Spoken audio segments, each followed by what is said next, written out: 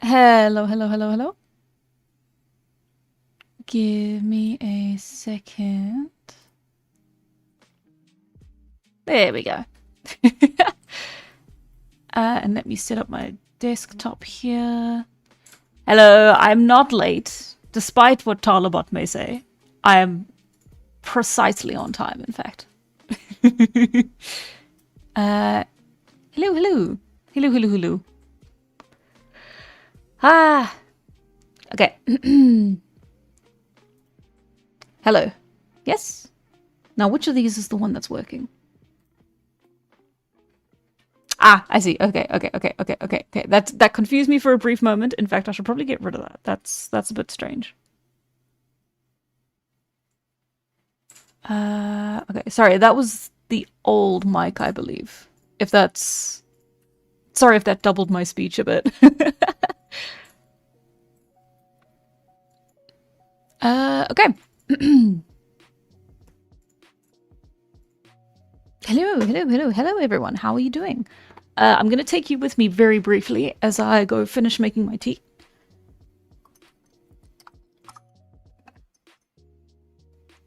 Yeah, it's been a very interesting week.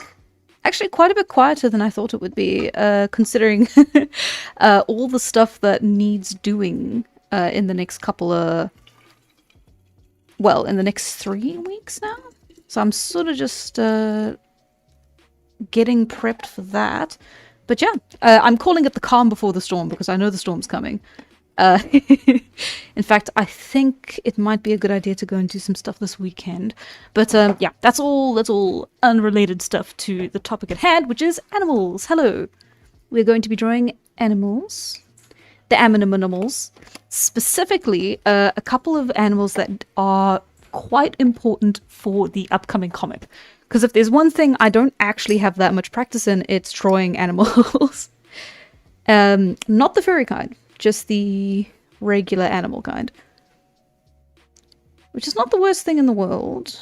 I've not really had much need to draw animals, and in the times where I have, I usually can kind of get by just by using references. But it still helps to have a bit of practice in. So while I will be taking a couple of requests later on in the stream, I think, there is a list of a couple animals that I at least want to try 1 or 2 of. Okay, here I am. I've sat down. I am seated. And I have my cup of tea. And I am ready. Have you drawn wild horses? Will you draw wild horses? When will you draw wild horses? I don't know. Let's see. Hang on. European wild horses are quite difficult. Hang on. So, Paleolithic. Wild horses. Oh, and then of course there's the classic cave art of the chubby horse. They look like Przolski's horses. Is that from Europe though? Europe.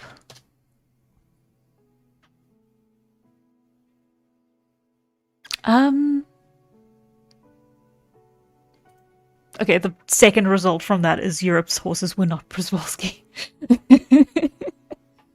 Speaking of furry, how are the commissions coming along? That's some of the things that I need to be doing. But you will know as soon as more situations develop, Adrian. Sorry. Well, more of the commissions develop. And you're always welcome to give me a deadline if you do need to. But yeah, I've got a couple of those on the backlog, so I'm working through... There's 2 ahead of you, so I'm going to be working on those. I've worked on... So I got one done today, technically. I still need to send it through for... I'm getting distracted. Anyway. But yeah, it's all good, it's all good. In fact, I'm doing a little bit better than I thought I would. I'm a little ahead of schedule with some things, which is quite nice.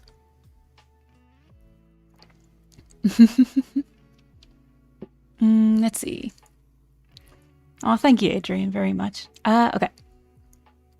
Paleolithic wild horses. Okay, let me find some images to pull up onto the screen here, and then we can get ourselves moving.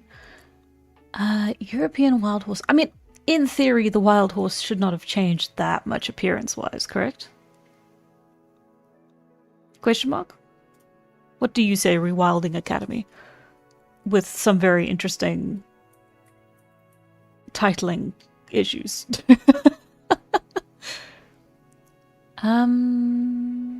Herds of wild horses. Atlantic coast to the Eurasian steppe. Their silhouettes, stocky bodies, thick necks, upright manes.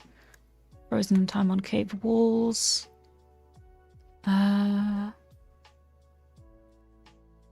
Science has a way of unsettling familiar narratives. But do they still look like the Przewalski horse? Because that's more my concern. Species that never underwent full domestication and once roamed the vast Eurasian steppes. I'm sorry, this is very entertaining. I'm reading an article and you guys can't see it. Bones can mislead, DNA rewrites the map. Results surprising, many of these animals do not belong to the lineage at all. Okay, but did they... okay, so visually we're looking at Przewalski.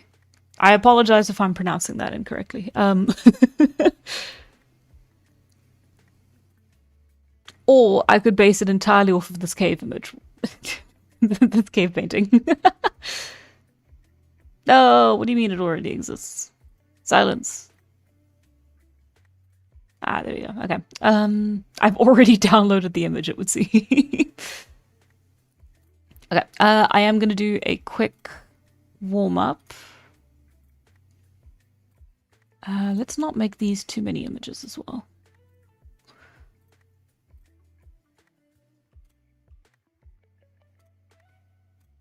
And fox. And another one of a fox. I like that one. Okay, and yeah, okay. Where's my download folder? Okay, so we're gonna be starting off with the puffin. Hello, look at the puffin. This was a request from Georgia when I told her about the stream today. So we're just gonna be using this as a warm-up as we go. So get myself sorted here. Yeah. Well, not this color exactly. There we go. And then turn off the smoothing. Silencio. There we go. Perfect.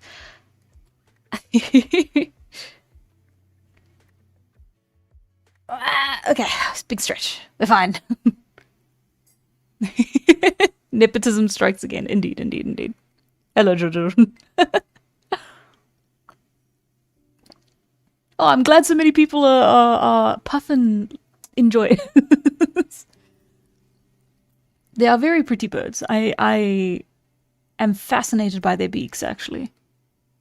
God, oh, and he's got such tiny wings. Oh, okay. So we're gonna be doing a couple poses quickly. This is going to be a sketch stream. We're not going to go super into the details, not like with the buildings last week. I'm still recovering mentally and emotionally from those. It's all good. Okay, so they got a bit of a barrel chest. And then they have the most adorable little wings. Oh, I love them. Is that the same size? Probably. And then they have like very thin beaks actually, so it's kind of more like that. But then they're very flat. They don't like, they're not hooked, so they kind of just end there.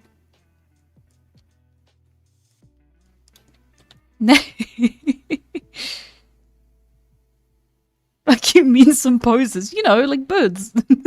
Bird movements.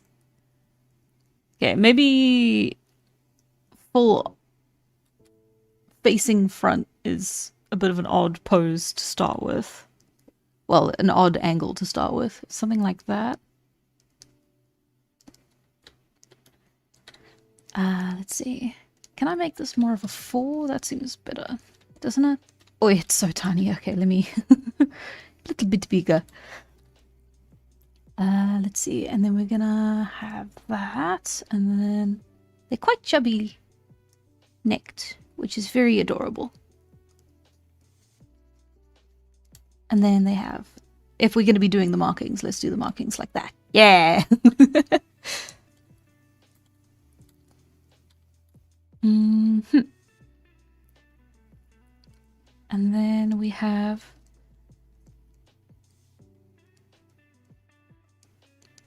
some very wide feet.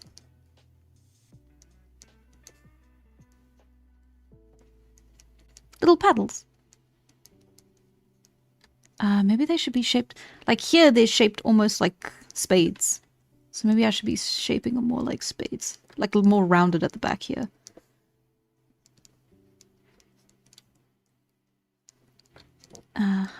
There we go. And then got some space here. Actually, you know what? Now that I think about it, maybe I do draw more animals than I realize. Because this is quite familiar from what I do at the day job. Let's see.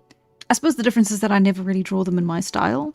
But animals are a bit easier to draw in differing art styles because at the end of the day, the rules are the same. They're drawn much more close. Like, it depends on each artist's style, of course. But like typically, if you're drawing a deer in like a fantasy series, even if the characters themselves are quite stylish, they're stylized, you find the animals themselves stick close to a sense of realism. Like, there's not quite as much stylization, which is not a bad thing, I don't think. It makes sense because there aren't as many... Like, if you're watching an anime, the deer's going to look the same as if you're watching a Western cartoon. Does that make sense?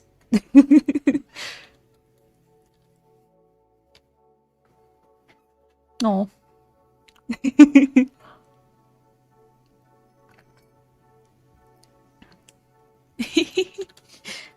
Okay, and then the tail's a little bit short, and that might be a bit weird at this angle.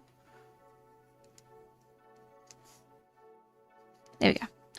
Wings are quite difficult as well. These are very like sketchy, but you have your... Typically for wings, this is not like a universal rule, and it depends on the type of bird and the type of flying that they do. Like a hawk's wings are going to be very different from a swan's wings. But I believe universally you have, like, at least for me, the shorthand is that you have the little section of like under feathers here, and then you have your second layer here of like slightly longer, and then you have the big long flight feathers.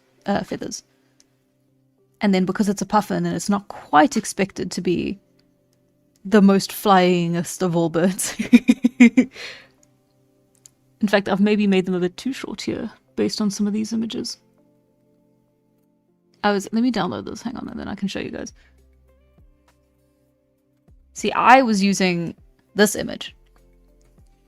And that gave me the impression that their wings are tiny and stubby and adorable. However, it might actually be closer to something like this. Oh, that's far too big. Give me a second, there we go. Right? Like that also, that feels like that's their entire body length on either side of them. So mayhaps I got things a little bit incorrect, which is why we're practicing animals. So instead, let's do something like this, right? Where we have our bird here. Maybe I should be doing this in the NAS pen. There we go. At least give it a little bit more like definition as we go. So it's more like an oval shape. Like that. Not quite though, because you can still see where the head kind of starts. And then we have the little... Like that? Is that not too big? That feels too big, but it also doesn't look incorrect. And let's do something like that, like that. Yeah, this one feels a bit more clearer looking. And then Yeah, like a huge, like a big sort of barrel chest looking here. So you can go like that. And then you kind of even out like that, right? And then you would have the tail pointing down like this, and then spread out like it is here.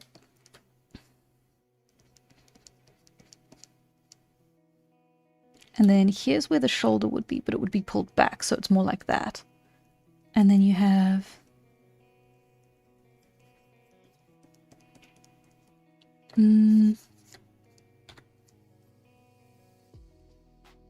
yeah, okay.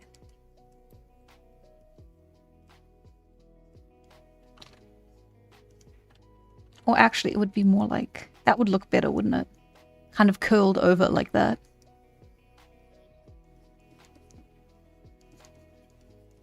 And then we kind of keep going. But it wouldn't like... yeah, then we're starting that. I might be incorrect. The wings look too long now, but now they match with this image, so I don't really know what I'm doing.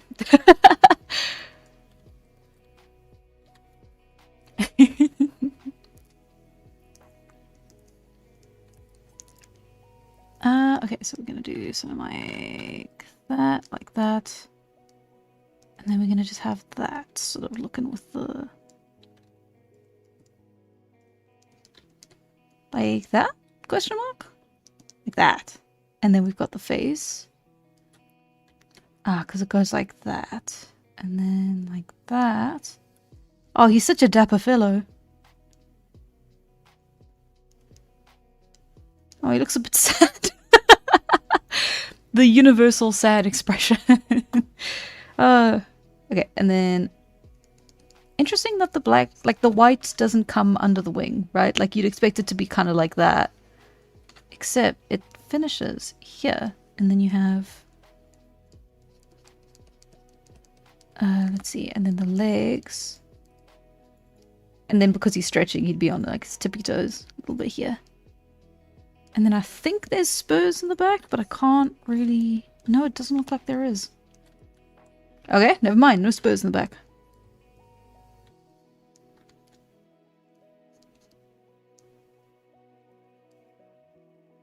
There we go. And like that, and like that. And now it's round. Id. So it's a little bit messy. This is the kind of thing, like, this kind of lack of detail here is the kind of stuff that would, like, ordinarily get cleaned up if I was doing, like, line art. And I don't know why I'm explaining this to you. You've seen my sketches enough that you should probably... you probably know this. But just... yeah. Bit of a shame that I cannot clean it up, actually. Anyway, I think we're all okay for the sketches of the puffins. Yippee! Let's see. Unless we want a loaf. Do we want a loaf? Let's do a little loaf. Loaves are very easy because you're just doing... don't even have to draw the legs. See, and then the more you practice with a single animal, the more complex poses you can do as well, is my philosophy. Now, putting it into practice is the hard part, but in theory, this is going to get easier as we go with each animal that I draw repeatedly.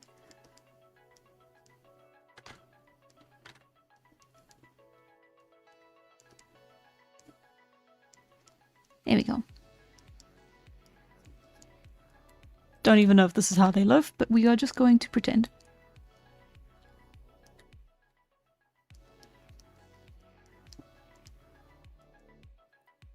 And then, yeah, it would probably just look like this, hey, with the wing tucked. So it would kind of go, you've got your little collar here, and then a little bit of a dip, and then you've got your... and then you've got a little bit of a cross here.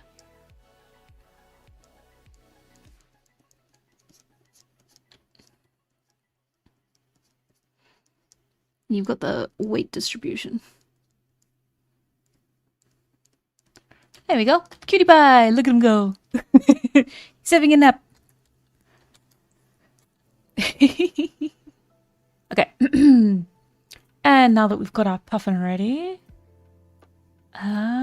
let's switch to something a bit more complicated. So, okay, the rest of these animals are pretty complex. So now the puffin's the easy one, because the puffin is at the end of the day, most birds have similar builds, right? You got your wings, you got your legs, you got your big barrel chest. Now we're getting into the mammals, and the ones I have lined up here are the fox, the megaloceros, the homotherium, and then of course the wild horses, which I am going to be basing off of the... which one was I saying it was going to be? The Przewalski's horse. Even though I just read an article that says that that is not quite the case. Visually, it seems like we're going to be staying quite close to that type of horse, right? So, it's either that or the Konik Polski. According to a map that I pulled up of the different wild horse breeds across Europe. But even then, is that the correct? Or are those just modern breeds? I might be wrong. Actually, okay, no, let's stick to Przewalski's.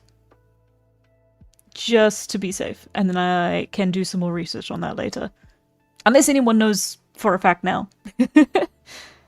I thought you said you're bad at drawing birds. I'm bad at drawing every animal. And you are going to find that out now.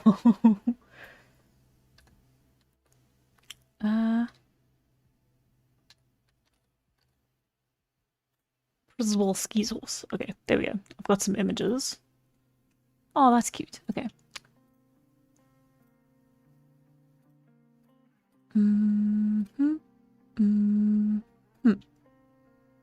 Okay, but let's start instead with our fox.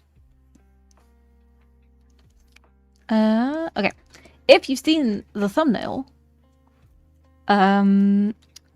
this fox, or at least this specific type of fox, is already drawn. However, I want to do it again because I feel like I did a bad job of it. It wasn't that I did a bad job, it's more that it took me a very long time to get it looking right because I just didn't know what I was doing. Ah, sorry. Okay. Even though my game's continent is based in Africa, I still found a way of putting a saber-toothed tiger in it. Yes! The saber-toothed tiger is, of course, the best kind of tiger. Oh, thank you, Eamon Racing. Enjoy your food. Let's see. Okay, so let's try this now. So the hardest part of the process was the fox head. Just by and large, the head was the hardest part. Oh, hello. Konik Polski was thought to be a remnant of a European wild horse, but now we know that's not the case. However, they were thought to be wild horses because they look exactly like wild horses. Fair enough. I see. Okay. Suppose that makes sense. They seem quite stocky, yeah. I suppose it could be any number of like species of horse, couldn't it? The real question is more about the actual appearance of it, and all we really have to go on is, I'm assuming cave art? I might be wrong. Cave art and bones and DNA. Let's see. Oh, I do love that picture though. I'll put it up when we do the horses. So you can see what I'm talking about. Okay, anyway, back to the fox. Because like when you draw any kind of creature, right, you typically want to start with your circle for a head. That's not quite, like, everything is pinched in the front here, and that really tripped me up, right? And it's more, and then like, because it's all so pinched in the front here. And then you've got your long nose here.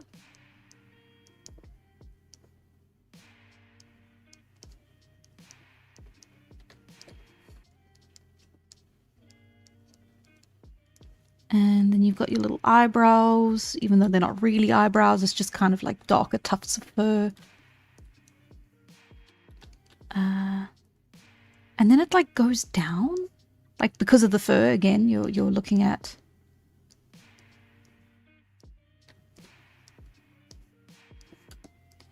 So like it gives them almost like a sad looking face.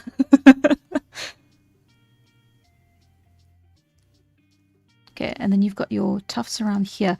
But that's the hard part, because the tufts can define the face. And then you've got a very stylized looking fox, right?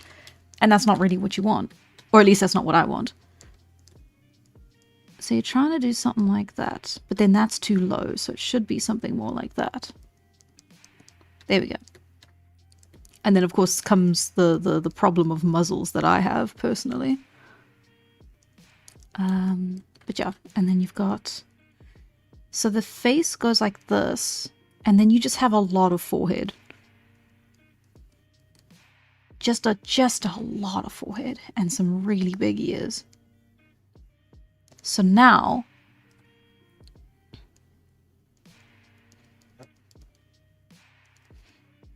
Let's... And then, of course, you can't omit the whiskers, because if you add whiskers to an animal in any kind of cartoon or art piece, you have immediately made them look far too realistic. Which is why all of the animals in Immortal are going to just look far too realistic. I will be giving them whiskers. Okay, so now if we follow the eyes, they should kind of flow down like that, right? Like that droop in the eyes kind of flows into the hair. And then we don't want it to be... It's like here it's like that. Like that's... I think that's where the stylization comes from. Because it doesn't quite look like it. But it does if you simplify it. And that's not quite the look that I want to go for. Which is... Can you see why it took me so long? Well, why I said it took me so long. To draw the fox for the comic. Ah.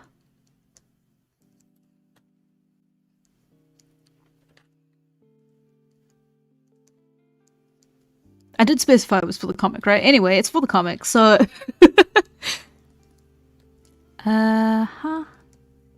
You have something like that. I suppose I should say, shouldn't I? Okay, if you... I'm great at marketing myself. That's the most cat-looking fox drawing I've ever seen today. Oh, no.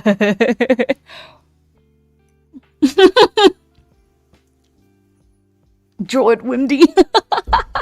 Draw it, fucking Wimdy. Oh, okay. Hang on. Okay, so now let's get the base model done, and then we can do some fun stuff with it. Okay, so then the rest of the body is basically just long, right? Like you're just looking at like a tube with a little bit of variation. So you got the tube. And then you got straight down legs.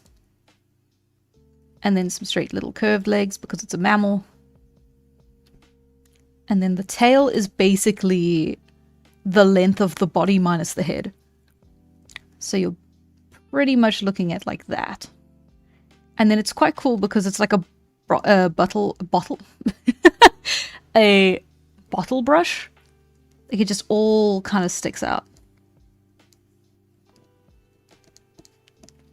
Okay, and then because it's a mammal, you gotta be kind of gentle with the legs. You don't want to make them look a little too janky. Because that is something I have had trouble with notoriously in the past. In the furry stream. Try starting with the profile? I can start with the profile. I'll do the profile next. Yeah, because now you're dealing with the perspective of it is a bit tricky as well.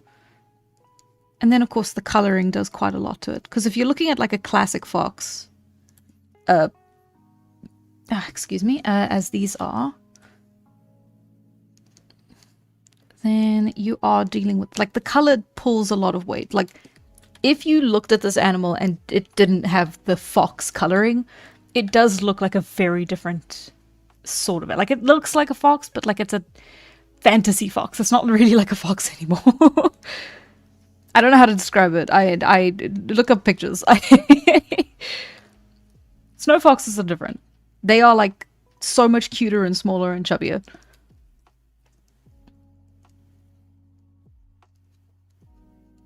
Okay, and then that's where the joint ends. Just like a dog. Or, not really a cat. Just like a, well, yeah, a little bit like a cat.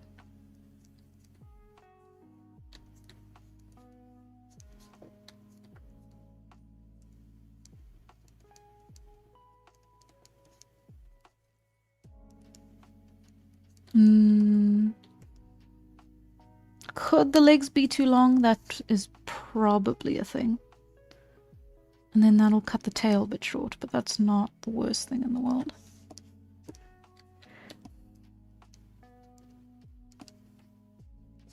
Yeah, okay, so that's the first attempt. Let me do the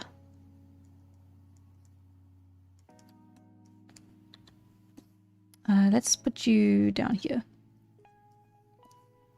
Yeah, not my best attempt, not my best attempt. We'll call that one a warm-up for foxes specifically. Ah, don't do this now, come.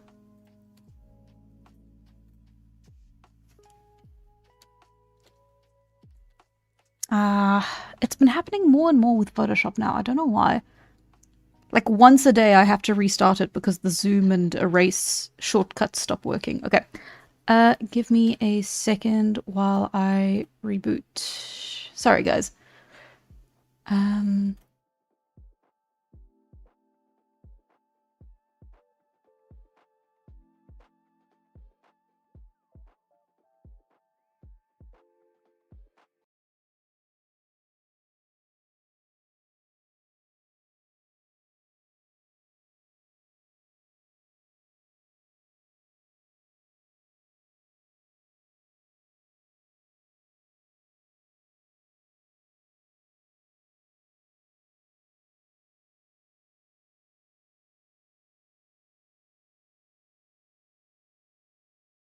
Hello. I'm back. There we go. Now we're working again. Phoenix, I saw you. Don't do that. Are you going to draw any animals that I can fight one-on-one, or are we just sticking to the cute ones? Yeah, let's just stick with the cute ones for now. I think we can manage that. Yeah, his face looked janky though, don't he? I've realized what it is because he needs to have like a little bit less neck. Even then though, there's something fundamentally iffy. I think maybe his neck is a bit too pushed back because like that's where his chest is, but then his neck's like there. Anyway, let's try side profile. I might need to look up another image for this one actually. Oh, this is adorable. Yes, I like this one.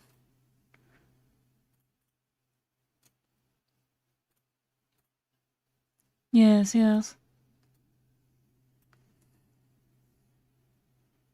Oh, okay, that's a bit of a problem. Let's try a different one.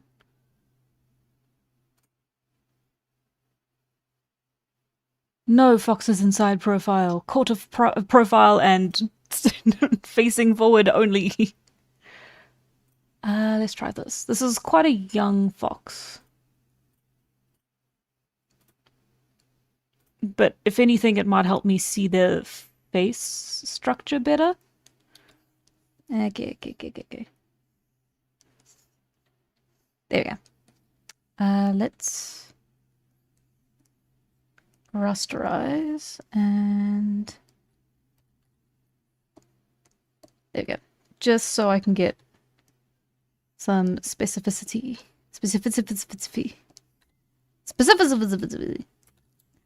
Okay, so like that. Because here's the thing, right? You're looking at the fox head and you're hoping that it's something like that, and then you want your straight line through, but that's not how that works. You've got the straight line and then you need this like above section. It doesn't line up quite right, and that makes me upset. Because then when I draw it, it looks wrong, and I can't quite fathom why. Because I am still following the procedure that I have copied.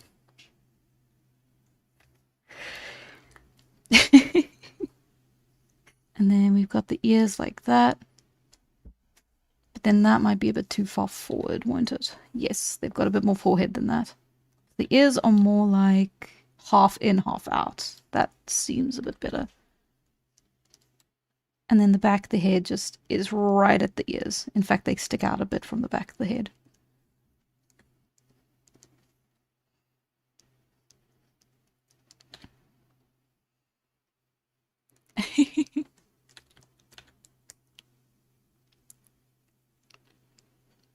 I'm gonna draw Wimdy. I'm gonna draw Wimdy. Come now.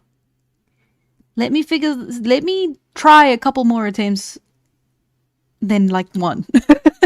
If I got this one wrong, I'm not gonna try Wimdy until I can get it right. Or at least a little bit better than this. And then, yeah, this brings my other problem. Is where the jaw hinges, right? Because you're looking at like that. Which means it's mostly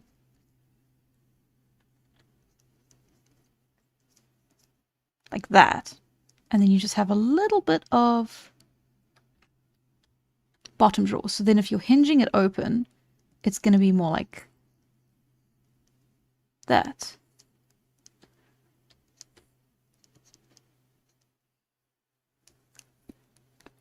And you know what would really help? Another reference image. Oh, in fact, that one's perfect. Okay. Because now you want the mouth to be like this. Like this. And then, of course, you can't forget the whiskers. And then you've got these lovely big teeth. But then not so much the little ones. The top fangs. Because the lip is hanging too low. So, like, the actual jaw is like the actual teeth are like here. I'm getting that a little bit wrong, but like...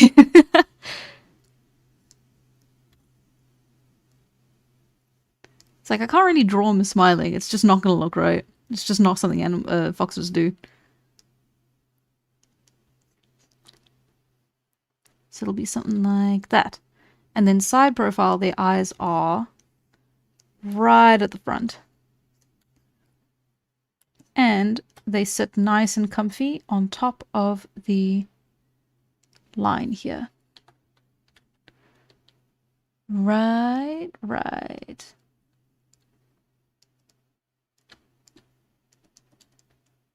And then you have your color coming in, your color split. And then, yeah, you've got a little bit of like a...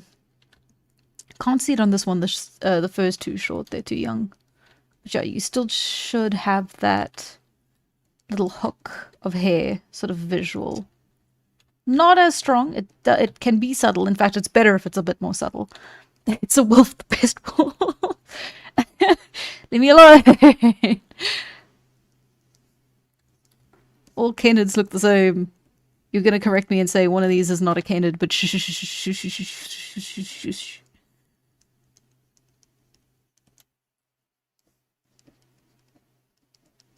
And then, of course, because it's fur, you've got multiple layers.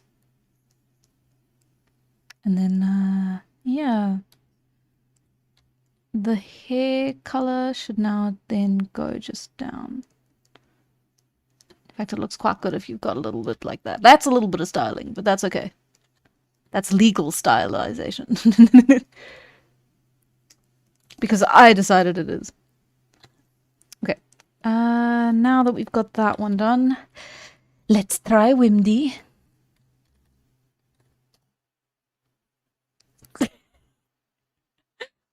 Does this not count as Wimdy? I feel like if I just changed the expression, it would kind of be the same. I was referring to the maned wolf, not your cat fox. Oh, I see. Thanks. Okay, well. I'm just gonna kill myself there, child. Don't do that. I don't think I can say that on YouTube.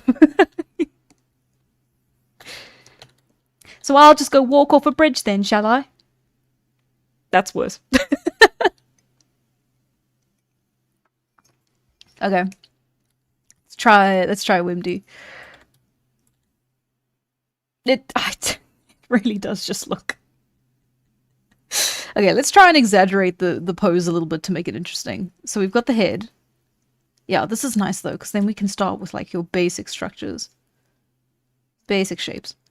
So you got the head, and then you want it to be pulled all the way back. And you got the shoulders. And then like that. Not quite. Okay, so we've got the barrel chest. It's not quite a barrel chest, but it is a barrel chest if you're pushing all the way back. And then...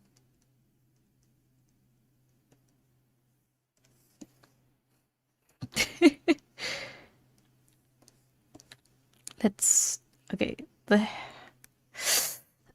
legs aren't really stanced in this way, but I think I can kind of get away with it. And then... Yes, like that. Like that. And then the leg like that. And then the tail is just like that. And then the ears are just all the way back. Like that. So now this is starting to look a little cartoony, so let's try and bring it back a bit with the detailing. While still giving it an expression. I feel like I'm making the live action Lion King over here. It's gotta be realistic. They can't be showing expressions. That's too cartoon. That's not real life. The lions can't sing in real life. Why would they do that? Should the whiskers also be blowing like all the way back? Okay, I need...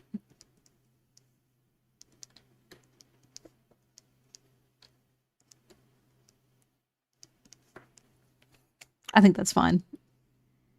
Just kind of the impression of eyes, so it's like, it's not quite anime eyes, but like you can see it's kind of doing some. And then, yeah, that's...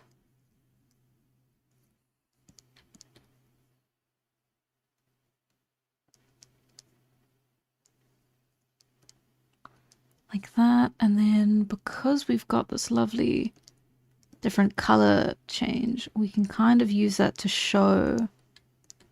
Oh, no, we can't. Okay, well. I tried.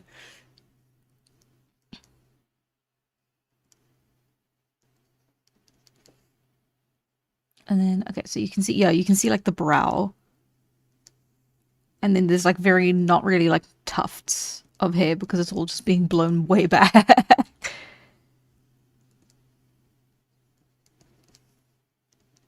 In fact, and then around the neck, it looks like it's kind of like being blown every which way. It's a very difficult thing to draw. I'm quite impressed by all the fan art I'm seeing on the Google image results.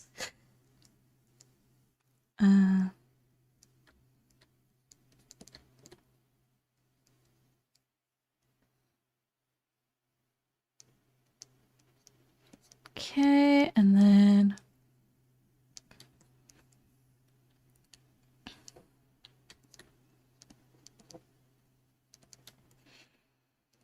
Yeah. Yeah.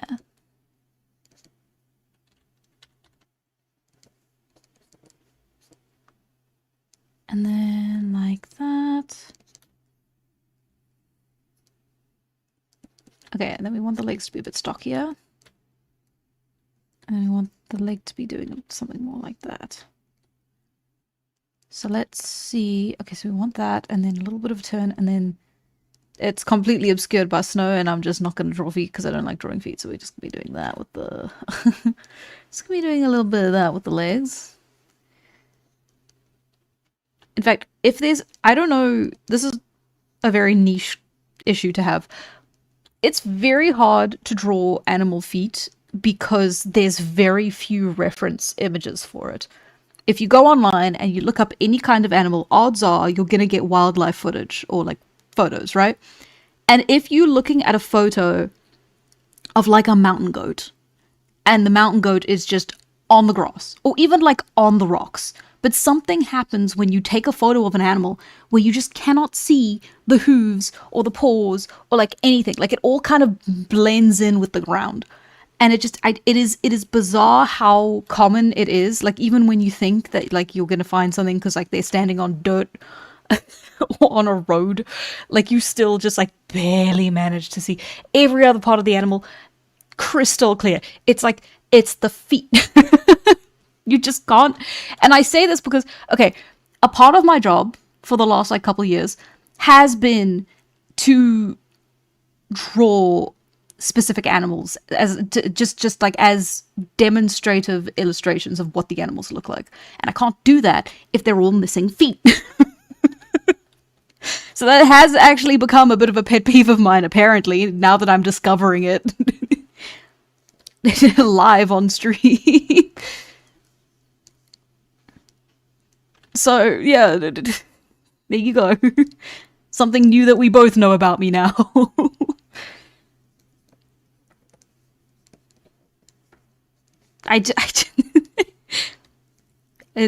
Can you tell now that I'm in the end game? I'm you're gonna start hearing stories about my job. No, it's fine. My job's very boring. But it's gonna be fun to talk about it when I'm done. I don't know. It didn't feel right too while I was actively working. But now, I don't know. I probably still won't give names. Anyway, I didn't say anything. Ignore me. It's an art stream. I'm rambling. That's what we do. I didn't just tell 36 people about my job. That's nothing. And I didn't. I said nothing. I said some half sentences and then I backed out. So it's fine. I'm so good at this. Okay. Let's move on quickly. Okay, so we've got our little footsies in the snow.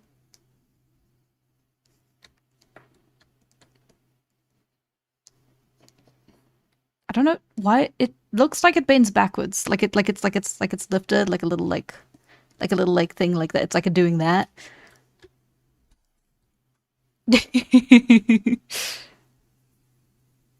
I think the reason for that is that most wildlife photographers take their shots from far away. Yeah, that makes sense. That makes a lot of sense.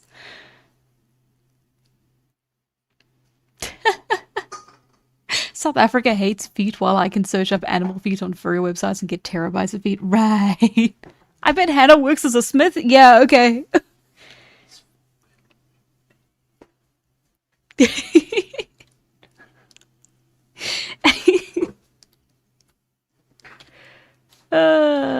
Yeah. Nah, Phoenix. I'm Hannah Smith, so I smith. You're acting crazy right now. Why would I do anything else? You should see me work a grill.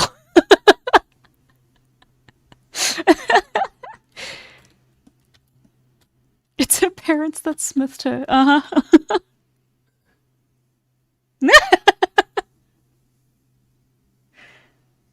My favorite professional hiker. I took some footage of me hiking up a mountain a couple months ago, and I still haven't made a video out of it. But I died. I died on the hike, and I got a lung infection. I am the best hiker. I am the only hiker in all of the world. It's crazy that no one else has tried it yet. Hannah Smith, Will Smith, Will Smith. This joke doesn't work anymore. Is that the fucking Windy Fox? Yes, it is. It fucking Windy. Ta-da! There we go. Behold the Windy. The Windy Fox is beautiful.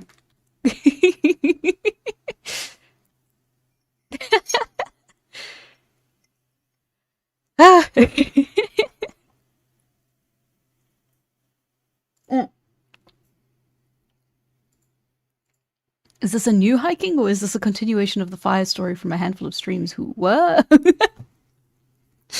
Don't put swear words on your art, dude. Oh, you're so right. Okay, it's... fucking windy. Yippee. Crisis averted, everyone. We're okay. And you gotta add the little, eh. Can you do trilobites? Oh my god. Can I? If I Google this and it's got 1 million legs, I'm not gonna... Oh, I do. Oh, I see. Yeah, no. That's what I thought it was. No, I can't draw trilobites. I was thinking, like, maybe if it was something more like a horseshoe crab, where I could just draw, like, the top. Yeah, no, that's what I was picturing. It is technically a horseshoe crab, but I don't want to... There's too many... This reminds me of a book I read recently. Okay, fine. Look. Oh, thank you very much, TC. Thanks for the fucking Wimdy. Here's my own life. Oh, thank you very, very much. I appreciate that. You are immortal, as I am told, I must say. By one person on stream one time, and now I say it all the time. Okay. We are doing cartoons. We are doing a cartoon trilobite. Why do they have little dotty dots? I suppose it's, they look cute with the dotty dots. And then you've got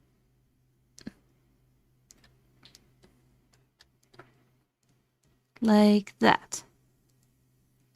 And then straight, just flat. We're just gonna do flat. It's fine.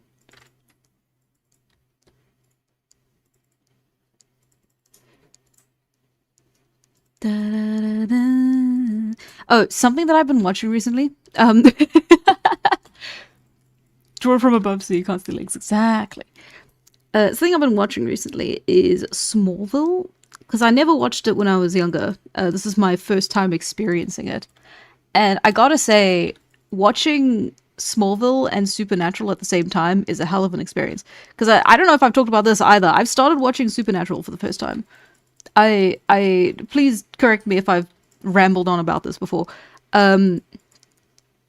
So I started watching Supernatural because I finished the other show that the director made. What was it called now? Oh, shoot. It just ended. The Homelander show. It's not called Homelander show. The Boys. Yeah, it's The Boys. The Amazing Digital Circus. No, it's The Boys. Oh god, I'm so bad at this. I was doing this the whole, like a couple hours ago. I was doing that exact thing where I just can't remember the names of anything, and I was going, oh my god, what am I going to be like on stream? This is going to be awful. Anyway, so I was watching Homelanders, and I finished Homelanders, and I was so disappointed with the ending, and I was watching it with Georgia, and Georgia goes like, hey, like right before we watched the finale, Georgia was like, yeah, you know, like after what he did to Supernatural, and like I hadn't seen Supernatural, but you know, it's kind of infamous for its terrible ending. Well, not terrible, but like insane ending. So, well, actually, no, I think it is considered terrible. I don't know much about it, but like I'd heard like the ending was like crazy and like not great, and I think a character admitted that they were, that they had they admitted that they were gay and attracted to one of the main characters, and then immediately died. Spoilers, but that's just what I heard. I haven't seen it. I don't know for sure. That's just what I heard. And, you know, that's the infamous ending of Supernatural. And and she told me that. And I just had to, oh my god, thank you, Harris Scott. Dogma says there must be balance. Here's another $2. Thank you very, very much, Harris Scott. Okay, anyway, carrying on with my story. I was about to finish The Boys. Georgia tells me the director is the same director who directed Supernatural. I went, oh no. And then I finished The Boys, and I wasn't super happy with how the ending kind of played out, because it did kind of feel like maybe there wasn't a very good plan set in place for the finale. That is quite judgmental of me to say, because I am myself a writer and I know how hard it is to write. However, it was the finale of a very popular series, and I had been impressed by the writing before, so I was relatively confused by why it ended the way it ended. And so I was interested in this in what is his name? Eric. What is your name? Eric Kripke. Eric Kripke, my arch nemesis. I shouldn't say that. But Eric Kripke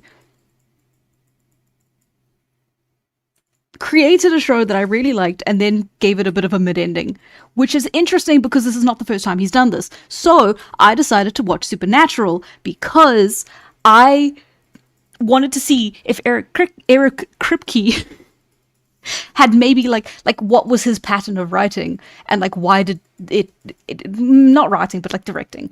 Well, he was the head writer and the showrunner of The Boys, and then I believe also Supernatural. So, you know, I can blame him for both things. Okay, he wasn't the director, but he was the show's lead showrunner? Is that what that was? What is happening? Yeah. Okay, I'm getting mixed results, but it does say he wrote and produced. Oh my god, I'm getting so... Wait, hang on. I'm getting distracted again, I know. Okay, according to IMDb. Okay, so he's just listed as, like, the creator. So I think that counts. That sort of includes all sorts of general, like, leading... writer. Like, there's no writer listed, it's just creator. Hang on, am I looking on the wrong places? Anyway, I'm blaming Eric Kripke for all of my problems from now on, because I've started watching Supernatural, and I am on the 3rd season, and I am the only thing keeping me watching is spite. The show is so grey and depressing, and it's... when you read or consume any piece of media made by, you know, people who exist in the real world, you tend to get a certain idea of, like, their bias. Their biases, their politics, their personalities. And it's very interesting because Supernatural is from a very different time period. So I should specify by saying that. Very different time period, very different, like, era of TV, where, like, some stuff was more okay than other stuff, and some stuff was just not okay at all. And it's like, the whiplash of experiencing Supernatural while simultaneously also kind of watching Smallville on the side. Because I started watching Smallville because I just wanted to, like, try one of the episodes and see what it was like. I actually like Smallville, and it is hopeful, and it is sweet, it is kind. I was telling Georgia this the other day, and it is just such a cozy feeling show. Like, it's dumb. Like, don't get me wrong, it's very corny, it's very cheesy. It's like they filmed a comic book, and now you get to watch a comic book. It's actually quite endearing in that way. I love all the practical effects. And then watch it, and then going from that to Supernatural is, like, awful. It's awful. Because every single... I've started counting just in my head, like, just keeping a little tally in my head, which I forget at the end of every episode and then remember at the beginning of every episode. It just... How many times will they have just blatant sexism, just blatant racism, just like very subtle little stuff, but it's like very, and then with the woman it's much less subtle, but like, you know, just very frustrating writing, and just like it speaks to a certain kind of like view of the world and people. And I will talk about this in such vague terms because I don't want to like say anything super like awful about a person who exists in the real world and is a writer, but like I just Eric Kripke. I've discovered a passion, and the passion is hate. Are you opening more tabs while speaking to us? No, I'm closing them now, including the Trilobites tab, because we're done with that. Anyway, I'm done talking about it, because I want to talk about stuff like this, but I also don't want to, like talk awfully about people, so I temper myself, but then it means that I'm not really saying anything, which is a bit of a shame. It's an entirely me problem. I'm not the kind of person who can kind of come on the internet and go like, this guy sucks and I hate him and he's awful, but like I did kind of call him my arch nemesis, so do with that what you will. Just can't win. Anyway, let's do the Przolski horse. Hello. This is not the Przolski horse. This is what hopefully the horse is similar enough to in looks that we can get away with it. Every great artist has an axe to grind, and I'm here for it. Oh, not a clipping layer. One day I will have the guts to come online and be like, I don't like this style of writing, and it's objectively bad, and I hate it. But that day is not today. It's okay, you can talk smack. Yeah, you guys are very eager to see me talk smack. We need a rant stream that's just Hannah insulting people for 3 hours. I'd watch that. Horse Yowie, look at the horse.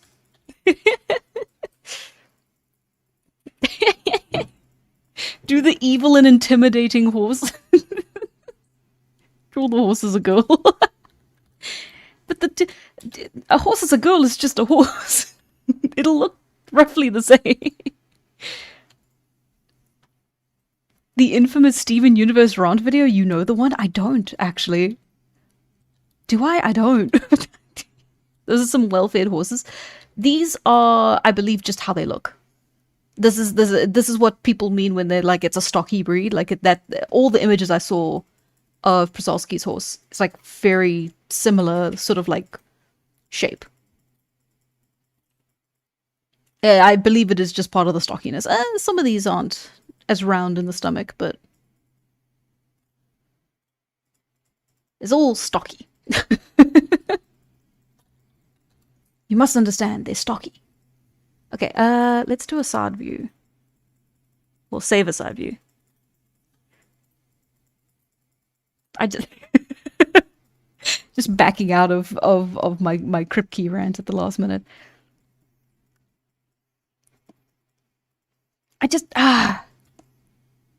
Okay, this is all I'm gonna say on it. No, I'm serious. This is all I'm gonna say on it. In season 1, there was a fairly 2000s amount of sexualizing women. And just in a very cat, and I say in a 2000s amount because the 2000s were an awful time and just terrible, and it was like every guy's got to have a man cave. Oh, my crazy wife. Like, it was all that kind of mentality. And, you know, the pickup artistry stuff was really picking up on, like, fucking MTV or whatever. Like, in the US specifically, this is what was happening.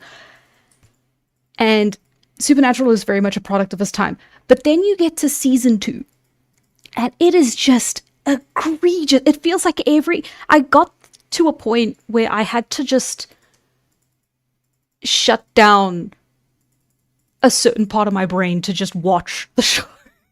Like, I got depressed. Oh boy, what are they gonna do this time? Oh, look, a woman in lingerie. Wow, how original. Very daring today, sir. Wow. They were daring me. They were the showrunners knew that 20 years from now I'd be watching this show. And they were daring me to quit.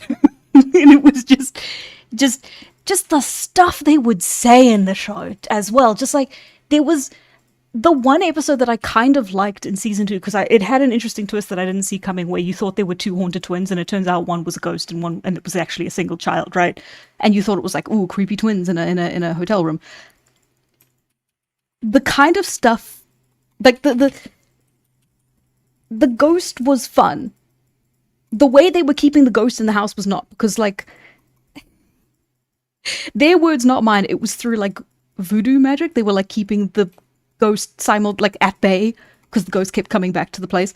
And the person who was doing it, because like they mentioned in the show, like, oh, this family seems a bit too white to be doing voodoo, and it's like, oh, they are going to find the first black character that shows up in this episode is going to be the person who's doing it, isn't it? And I was right, because they find one photo of the little girl who died with her nanny, and the nanny is black, and like on the sleeve of her shirt is, you know, like a symbol, and I don't even want to get into what the symbols are, because I'm sure they weren't using them correctly, and it's just of course, and then that's of course like supposed to be where it's coming from, and then they just assume that, and then it never goes forward. That's just the assumption. That's just what the show's about now, and that's what the episode's conclusion is for it, and it's right, and then they move on, and then the rest of the episode happens, and it's just insane to see that kind of stuff happen, just like so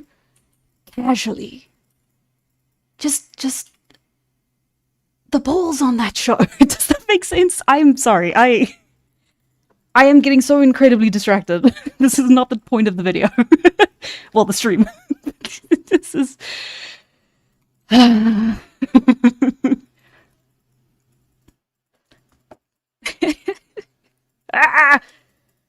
Okay, I'm fine. I'm good. I'm fine. It's fine.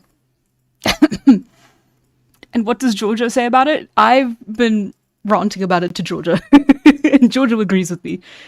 Georgia refuses to rewatch Supernatural with me as well. It's just, this is not a show that she wishes to revisit, and I have to say I completely understand. I'm going to see if I can keep my way through it, but I am only like at the beginning of season 3, and like one of them has died and come back already, and I if I'm to understand the internet, it happens a couple more times. I'm sticking it out because I want to see the angel. That's my goal at this point. Is Georgia just a Hannah Smith yes man? Discuss. Yes, absolutely. Not really. If Georgia hears me saying that to people online, I will get in trouble. But Georgia's very nice and supports me in many ways, and I appreciate her very, very much. And to me, that's a yes man. Yes, no, you're right. I do just need to breathe and ground myself. That is a good idea. A 3-hour-long Supernatural was problematic video essay. I feel like that's not even a thing I need to do. I feel like that's been done to death. I mean, the show's 20 years old. How much more ground could there possibly be to cover? I will pay for the 3-hour breakdown. Oh no. My mental health. You realize if I make a video about the show, that means I have to keep watching the show, and then I have to like watch the show again and like find episodes and then keep watching. Oh, it's gonna be awful. And I'm already gonna do that with the Avatar video when that eventually comes out one day. Anyway, where was I? Horses. It's only an hour into the stream. I feel like I do it like like an hour before the stream ends. Like when I go insane. That's what this feels like now, and I'm scared.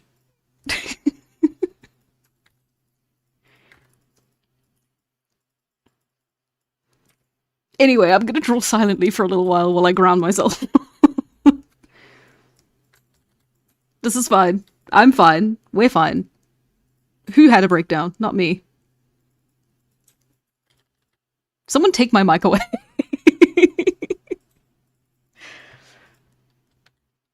Don't make a video about the show, let it rot.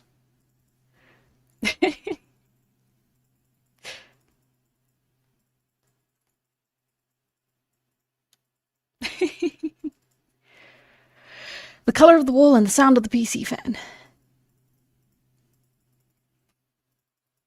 The color of the wall is grey. I live in a cylinder block. Hannah, stop horsing around. Do. Stop horsing around. Wow, that's my favorite show from the 90s. Remember, guys, horsing around with BoJack Horseman? Crazy. Okay, so the hardest thing, notoriously hard to draw in this world, are horses. So we're going to be doing a little bit of a fun challenge today.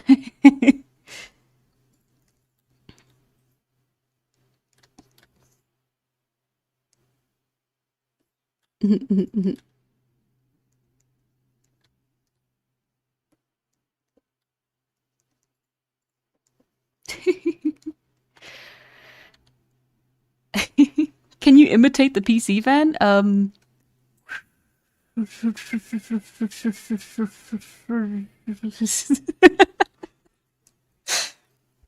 You may now grade my impersonation. I'm sure that sounded fantastic through the mic. It's not surprising that horses, the chaos deities, are hard to draw. We got a windy fox. Let's go. 10 out of 10, 11 out of... Yes, thank you. Yes, I did very good. I did very good. I can add that to my list of skills. Okay, so... I did go through, like, a story idea once that was about, like, centaurs. But it was, like, plains centaurs. So it was kind of, like, Mongolian... Native American kind of mashup inspired. And I just really like the idea of just like these, like it's nomads, but they're centaurs, right? And I wouldn't say that was a very early idea for Immortal, but it definitely affected like the aesthetics as time goes on. Just the work that I did for that. And I also got practice in drawing like the horse. Just one though, just one kind of horse. But now the question remains on whether I can still draw a horse after all these years. I was thinking about it actually the other day, the story idea, because it was a fun concept. There wasn't really much to it, right? Like the thing that stumped me was like, what would the story be about? Because like the appeal to me was just the idea of this band of nomads that just traveled around and had to, like it would be slice of life, but just with these nomads. And I thought it was a really nice idea, but like there's not really much meat on there. And like I didn't want there to be a grand story, so it kind of just became this little idea I had in my head that never really went places. Which I wouldn't really call it a shame. It wasn't very well thought out. Especially aesthetically, I borrowed a little bit of a lot of it of like Native American aesthetics. And when I say Native American, I don't mean like a specific tribe. It was just very like generalized. And I hadn't really meant to do it, but like that's just what ended up happening. And then it's just, you know, wasn't very well thought out. One of those stories that's best to leave in the idea drawer and then maybe repurpose for something else later. Not that I'm saying there's going to be centaurs in Immortal. That is not what I'm saying. At all. Let's see. Okay, hang on. So the way horses' legs work.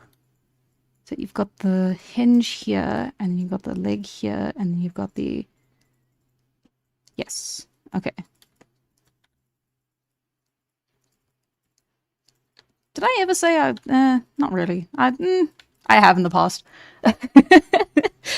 I did do horse riding for a few years, so at the very least, I do understand how a horse's hoof looks. And here I don't mind getting a little bit stylized with the actual look of the hooves, because that's something that often gets stylized. Just because it's difficult. It's quite interesting what does and doesn't fly. Actually, now that I think about it, this is a little bit more fun. But then as long as the head and the rest of the body is quite realistic, I think I can get away with the hooves specifically.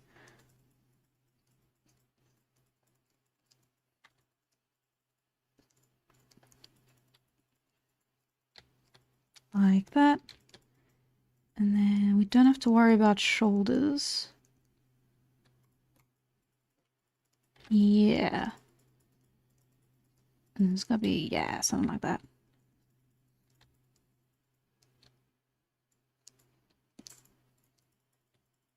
Mm-hmm. A story about a gang of centaurs, but they're zebras, so the story is them being massive assholes to the rest of society.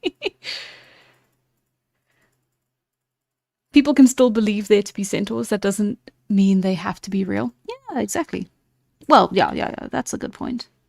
I mean, that's where the original centaurs come from, isn't it? It's people mistook people riding horses to be centaurs, and I don't know if that's maybe just not an old wives' tale, but no, it's a bit of a debunked legend or something like that. But I remember hearing that in, I'm gonna say, early high school, late primary school, and just being fascinated with the idea. It's stuff. It's like little anecdotes like that that really make me love history. So it'd be a bit sad if it wasn't true. I hope it is. That's the thing. Like everything that I do remember from my childhood is I've gotten to the point where I have to double check that something hasn't changed since I learned it. Because I am now at the age where they have started debunking all the stuff that I learned when I was in school.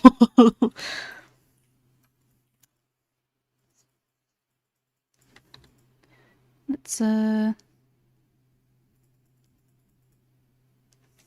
is that alright? That's a bit squonky, doesn't it? Isn't it? You know squonky, the famous verb. Adjective?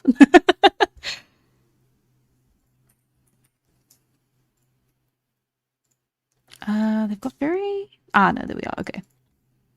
Cute tails. They almost look like a bit of a mix between a donkey and like what you would kind of think of as your classic horse. Which is quite cool. You get similar kind of builds of horses in Mongolia as well.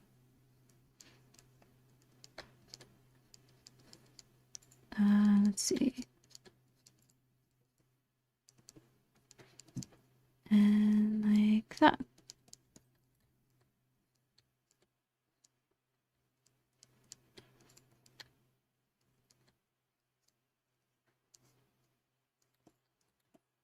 Okay, and then let's try and give ourselves some decent looking eyes.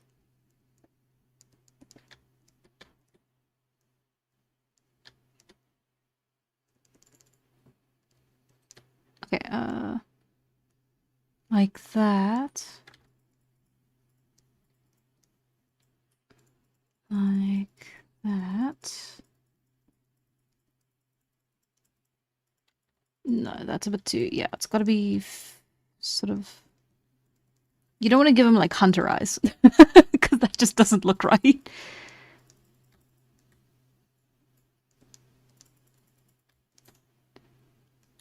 Uh-huh.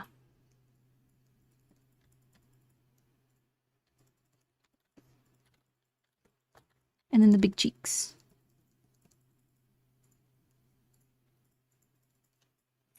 And...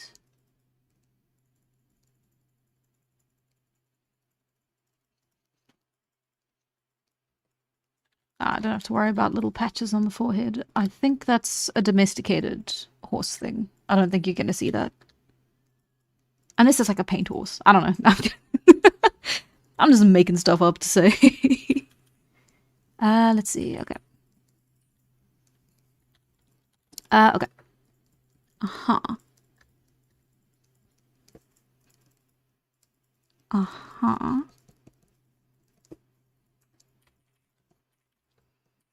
Right. Like that. Yeah. Yeah. And then let's do a nice side view just of the head.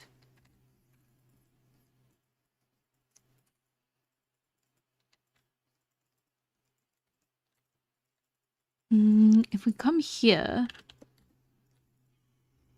something like that, that, that. So that's not too difficult. Oh, sorry. Sorry, I hope that wasn't too loud.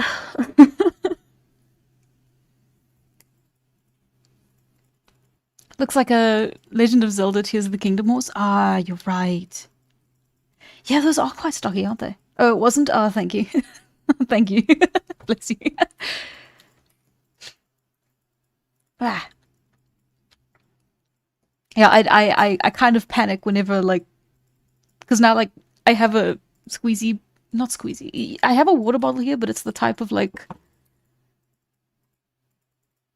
I don't even know how to describe the type of lid it has. It's like, you can, like, squeeze water into your mouth, and, like, I'm terrified to use it with the mic so close to my mouth.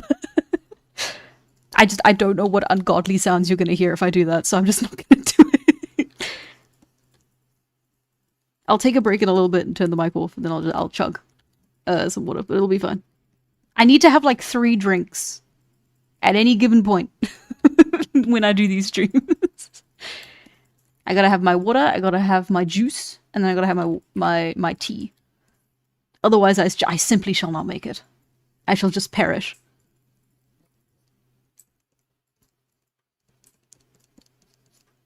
Okay, so let's... Oh, and then you want to have the... They gotta have a chin. That's what makes them a horse.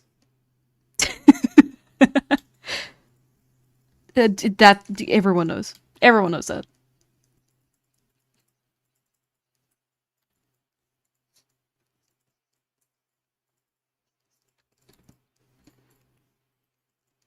Let's see. Oh, you know what's a movie I really want to rewatch? Spirit. I thought that movie was a fever dream for a very long time because I remember watching it over and over and over again as a kid, but then I just never found it again for like years. And then, you know, I got online for the first time when I was young and like, well, when I was a teenager, and then it was like, oh my god, it's actually a really famous movie. Wow, who could have thunk?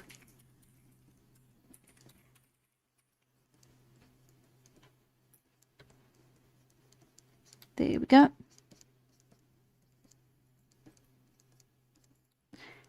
And yeah, okay.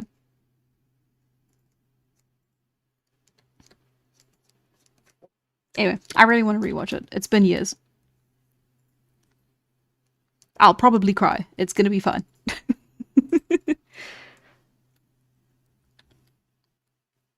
Why is the water making me evil? Ooh, I usually have water, apple juice, and soda. Ooh, sometimes chocolate milk too. Ooh, I can't drink that much soda. I just... my teeth will start to hurt. I'm small and fragile and made out of bird bones.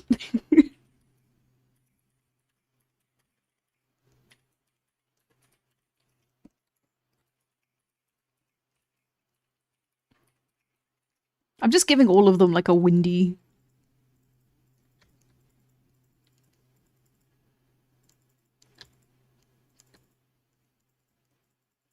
Ah, that's what I'm doing. The eye's at the wrong angle. It should be more... Okay, hang on. Let me get rid of all that. Because the eye is like that. So I should be doing it more like that. Yeah? Yeah.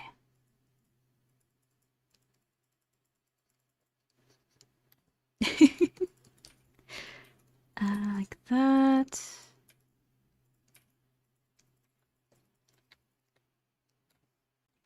Mm.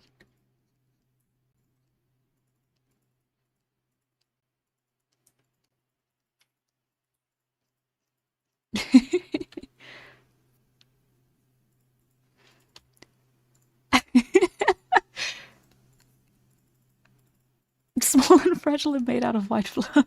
And is a living cotton ball. Watering the cotton ball with the wrong liquid causes it to go sour. Sour? For a cotton ball? I highly doubt that.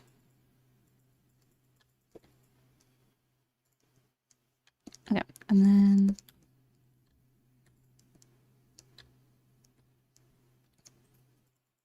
I can't give him any other expression other than disgust, I fear. Disgust, I fear.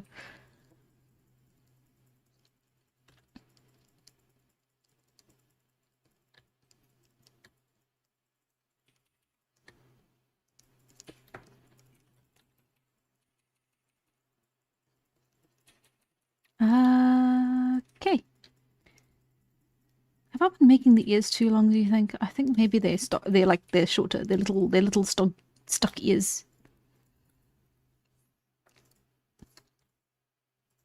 Little baby ears.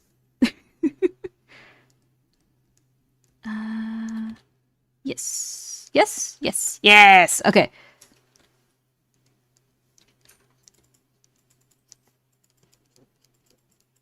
Yes, and then it would like carry on and it would be like, yeah, yeah, okay. We're not gonna draw that though. That's gonna look weird. At the angle I've done it.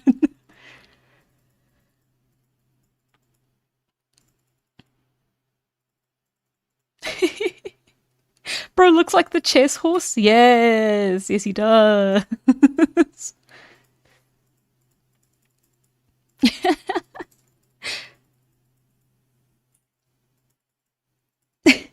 I would have said soggy or rotten, but those are ugly words. Plus, rotten is my word. Since I'm the mushroom guy, I need the rot for myself. Oh, okay.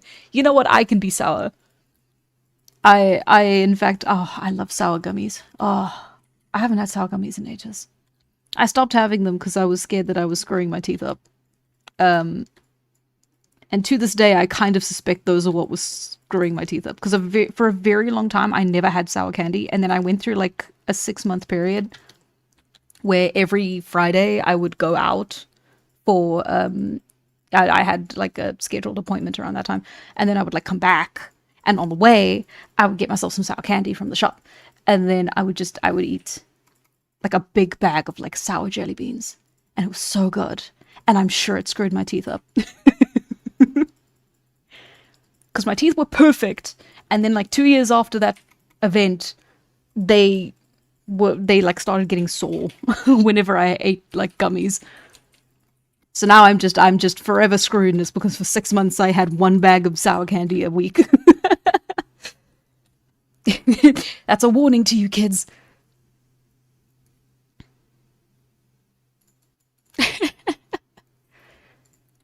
Okay. Let's try one more forward facing and then I think we can move on from the horse. How hungry.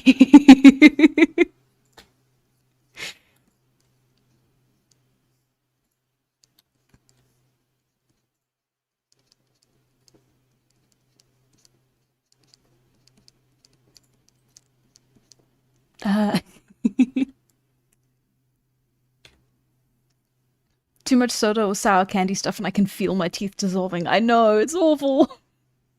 Why does everything that tastes good hurt your teeth?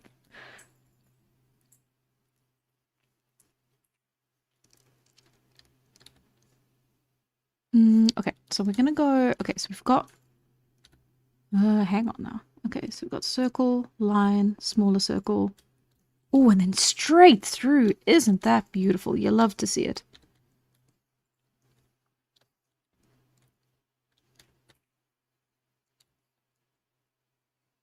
Hang on, let me shift about in my chair. I'm starting... I have a nice new chair with an ergonomic back, and then I just like lean forward over my desk like a gremlin. Uh-huh.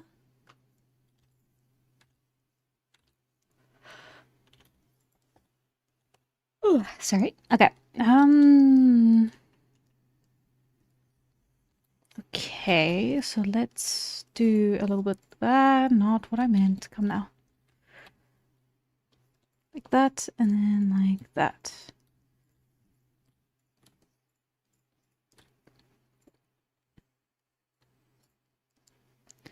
Like that. And then... like that. I'm just saying the same words over and over again. It's okay, Hannah, we all know you're a gremlin at heart. No! My secret. That's why I prefer a hard wooden chair. It does wonders for my back. It's not a bad idea. The thing is that, like, I should be leaning back in the chair, or at least, like, sitting straight up in the chair. And then I just don't. Because, like, if I'm focused, like, if I'm locked in, as I was 2 minutes ago, I, like, lean forward, and then after a while, I can feel the strain on my lower back. In fact, it's gotten bad, and I'm moving. I'm gonna need to start carrying stuff. And I'm scared I'm gonna break my back. I should do some exercises before then to prevent that. Can you tell I'm excited about the move? I think I've mentioned it every week since like 2 weeks ago.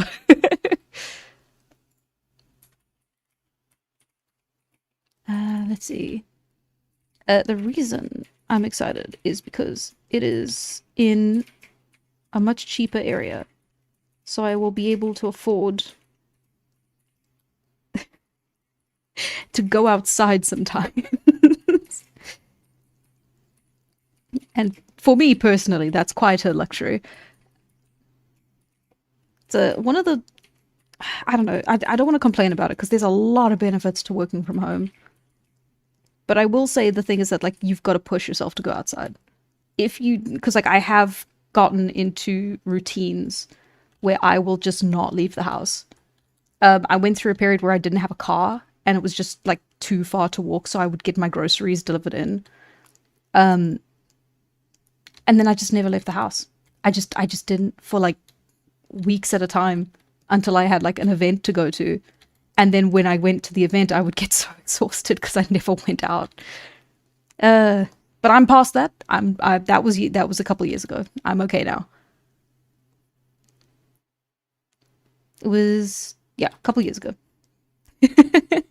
I'm much better now.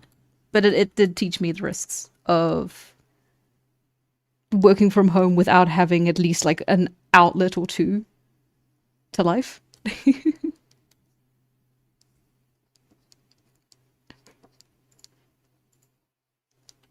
Which, yeah, good life lesson to learn.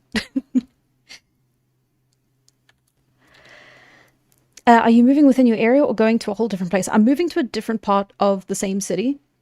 It's still technically the suburbs, but it's like much closer to city central, which is very cool. Yeah. Remember, folks, your adopted artist / streamer needs bi-weekly sunlight and regular watering.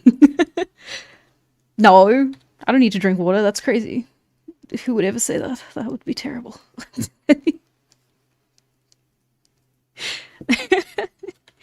The outside is scary. It's full of the scary thing called the sun. It burns, and when it turns different colors, I think it's going to explode. When I do go out into the sun, because I live on a beach, right? So I should go out to the beach more, right? You'd think I'd go to the beach in a beach city. You think I'd do that? Don't be crazy. When I do actually go and spend the day on the beach, I feel so much better afterwards. And it's obviously because of the sun. And like my skin looks better, my acne goes away. Like I'm moisturized, I'm in my lane, I'm flourishing. Like it's all the good, everything wrong has come back fixed. And it's like, it's just a beautiful day for the rest of the day. And I also get sunburned, but that's probably not part of it. And then I just forget until the next time. And then I just don't go out to the beach again for 6 months.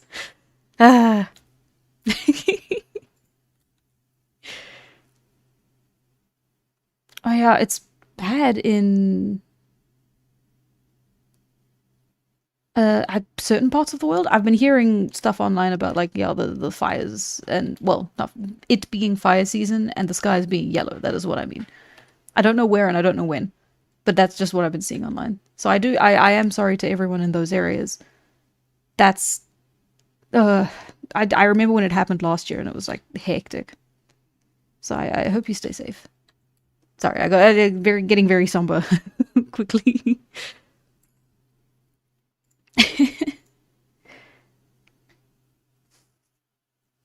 The closer one lives to the beach, the less they go there. It's the law. I know, it sucks, doesn't it?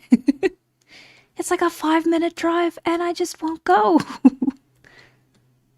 Well, okay. It's complicated. The nice parts of the beach to go to are a bit further away. But the local beach, which is not as nice, but it is still a beach, is much closer. Hannah, are you secretly a Kryptonian? I wish. Could you imagine? Oh, the sky was smoking yellow as soon as it reached midday yesterday. Oh, I'm so sorry. Is there a big beach culture in South Africa? I had the idea that the water is too cold. So if you go to the Western Cape, oh God, help me. South Africa Oceans, just so that I don't give you the wrong names. So on the west coast, you have the Atlantic Ocean, and that's very cold. So that's like where Cape Town is. So that's why you have like much colder waters, colder seasons in general, and a lot more like cold wildlife, like colder climate wildlife. So you get like seals and penguins there. And then on the east coast, which is where I am, you have the Indian Ocean, which is much warmer, much balmier. It's a very nice place. The waves, I believe, are not like fantastic for surfing, but they're pretty decent, especially if you go to certain beaches along the coast. The city that I'm in, Durban, is considered the beach town, or the beach city of South Africa. Like, it's not really in its heyday anymore, but when it was in its heyday, it was like the holiday destination for everyone who wanted to go like out for the summer, right? Not as much anymore, but you still do get like an influx of tourists during the summer, which is quite nice. The Cape of Good Hope, yeah, that's the west.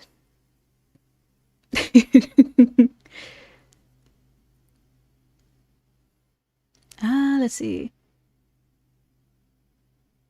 Leopard seal? I'm not sure if it's a leopard seal. It's I even looked at I went to a museum and looked at one entire display on the seals, and I can't remember.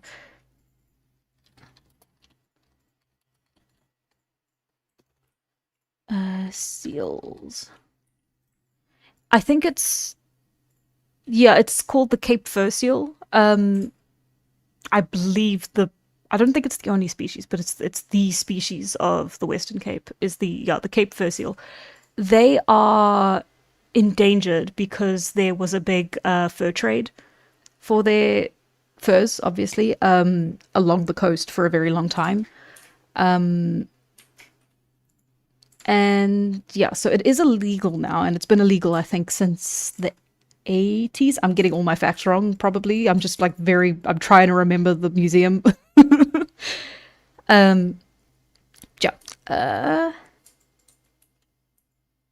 They have small, somewhat comical rolled up ears, which is why they're also called eared seals. Okay.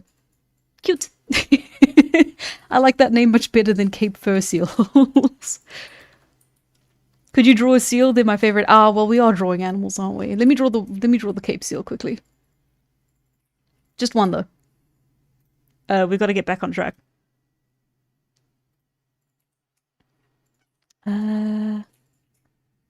Yeah, in fact, if you go to my an old video I did on Eland's Bay Cave, which is it's not that old of a video, but it's a relatively old video. It's not quite the same as my usual content. I went out with my family and we just looked at cave art, and it was quite tragic because the art got vandalized like the week after I filmed there. But yeah, while we were there, you know, there was this massive colony of seals just on the rocks on the coastline, and like you could not get close. They are wild animals, do not get close. There was also a rabies problem with them a while ago, which I believe is mostly resolved now, or it's not as big of a problem now. But like at the time, it was like don't go near them. Do not go near the seals. Let's see what I can do here. So you've got the it's the same as the fox, where the forehead's quite long. In fact, let me just do that here. And let's see. How many animals do we still have to go through? How much did you have planned? Okay, so we've done the horses, which is the ones that I was the most worried about. Let me give him a neck real quick. How hungry. Okay. But now that we've done the horses, I only have 2 others left. So I wanted to do the Megaloceros, which is quite important for the first arc. So I do need to know how to draw them. And they are quite the hefty beasts. I love their antlers, but they are quite hefty. And like complicated to draw because there's not really a visual equivalent that I can kind of lean on. So it's not going to be like the Przewalski horse. Did I pronounce? No. Przewalski. It has to be Przewalski. The Z has to be silent. I'm doing it wrong and I'm mad. Anyway, so yeah, we've got the Megaloceros, and then I thought it would be fun to do the Homotherium, which is one of the European Smilodons. That will be present during quite a bit of the timeline in like the early comic. I don't know if they'll show up, but they probably will because it's, you know, the saber-toothed tiger. It's quite famous. Yeah. That's what we got so far.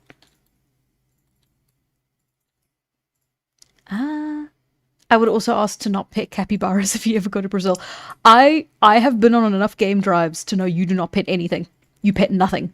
You do not go near any of the animals. They will bite your face off. Even the sweetest little mongoose will bite your face off. You see a meerkat, do not approach. I have had that drilled into my head as a kid, and I will always remember it. Just don't even try. Just do not. Like in the way that like you'll see some like pictures from like America sometimes where it's like they pick up possums and raccoons and stuff, and it's like I've never seen either of those animals in real life in my life. I would never. I would never be so afraid. Might as well pick up a bear. Just look, they've got the little ears. They look like little Shrek ears. They're quite cute, actually. Oh, they are like little Shrek ears. Oh, that's sweet. Not quite. They're more like flaps. I love them. I love them dearly. And then, of course, you've got to have the whiskers. Basically just cat heads. The otter heads onto seal bodies.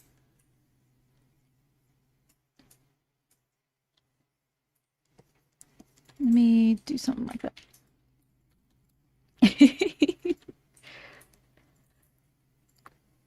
Smilodons, the prehistoric animal with the most least pleasant smiles.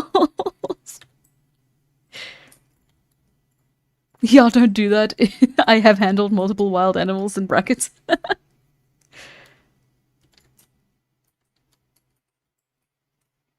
Let's see. And then we have...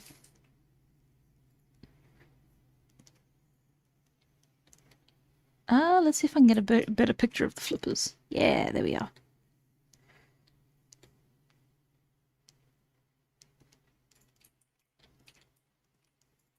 And...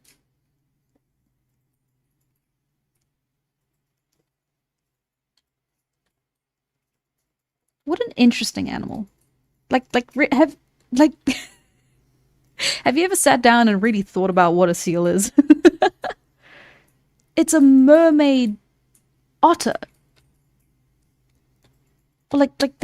This face is so specific to so many mammals. And then you just have like a tail on the end. Like it looks like a weasel, it looks like a a weevil, it looks like a ferret. It looks like everything, and then it has a tail. It is a mermaid for mammals. I know I'm not making sense, but it's my stream. I will choose when I make sense. And I'm not quite managing the tail very correctly, am I?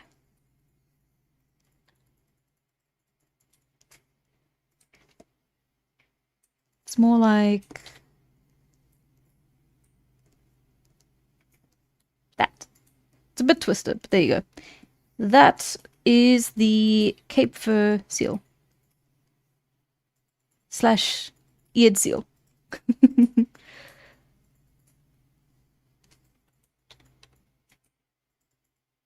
Yeah. Now you have to Google it if you want to figure out if I'm accurate at all or not. I'm doing my part to drive South Africa's internet presence. Okay, let's move on to the big boys. That's right. The Megaloloros. Now, the Megaloloros is a big boy. That's what he looks like. And the nickname for the Megalosaurus is the Irish elk. And the reason it's called an Irish elk is because in Ireland, they used to be able to find the antlers and skulls and whole, like, skeleton, not whole skeletons, but like parts of skeletons of the Irish elk because they went extinct so recent compared to a lot of other megafauna.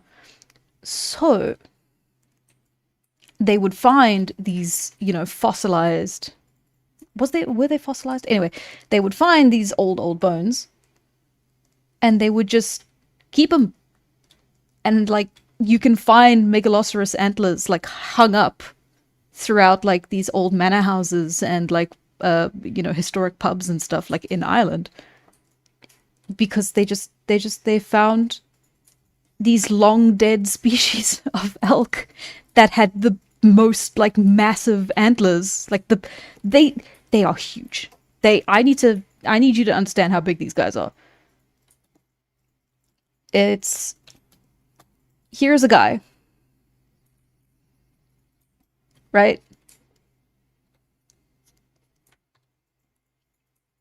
He is this tall. Like look at him. He's massive. He can kill you with his antlers, should he choose to. They're scary. They're the closest thing we have to eldritch monsters that are also herbivores. Subfossil? Maybe. I don't know. I don't know the proper terminology for it. Anyway, so they're quite important. Ignore everything I just said about them. How many types of deer and antelope have you in your setting? Because I have found way too many types, and it just seems to me that Mother Nature has a thing for making them again and again. Yeah. Everywhere has an antelope.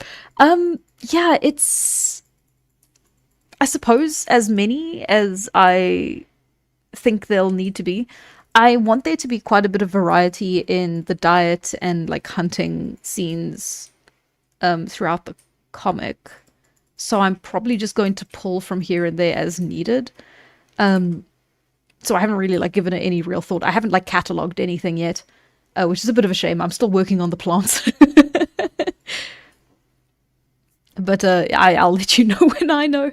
There's definitely a lot of species. It's the classics, which I have kind of mostly like memorized quite a bit on, are the white-tailed deer, the red deer.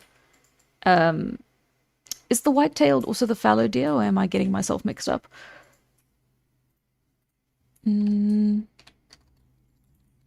White fallow versus whitetail? Okay, they are different. Okay. Yeah, no. So more the fallow than the whitetail, and then more the red than, for example, like other species of elk. The red deer is not an elk, but it's big. I do not differentiate by species. I differentiate by size. Which is the perfect way to do it, and none of you shall question me.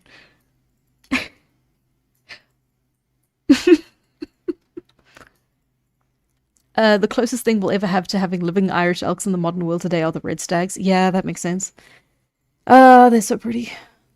And, like, of a decent size to be intimidating if they tried. There's something to be said. Like, a fallow deer is never going to be, like... intimidating or mysterious, or because it's the size of a large dog. But your red deer, your megaloceros, those have the potential to be scary or intimidating or like mythical in a sense, right? Like a fallow deer is not quite at the same level of like mythical. Does that make sense? It's all size based. I don't know why I'm making it like this, but it's just what my head. It's what makes sense in my head, and I haven't quite unpacked why.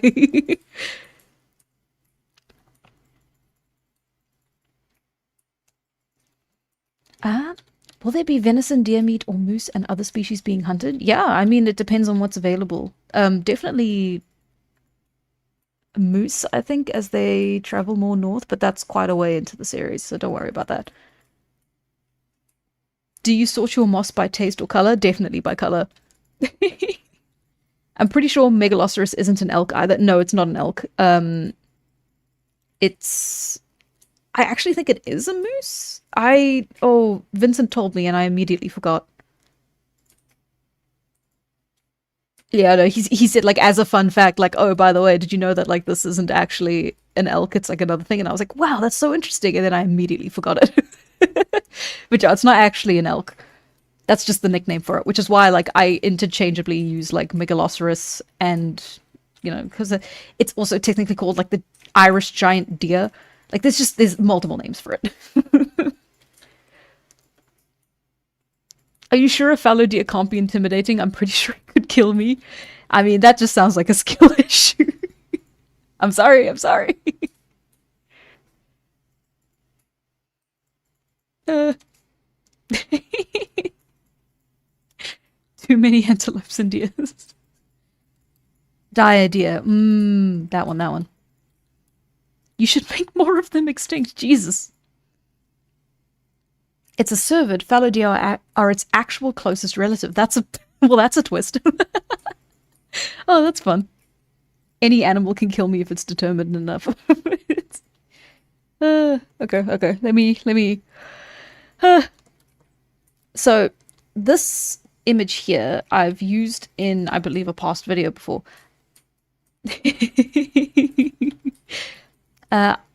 Its coloring is based on some European cave art, which I can't quite remember if I can find it. But yeah, it's based on, you know, some art that was found. So the coloration of the coats, I believe, is purely like based on the art that we have, and that's kind of the main inspiration that people draw on when they draw sort of educational illustrations for the Megaloceros. So I'm probably going to do something like that. I get back and forward facing horse chips. How hungry.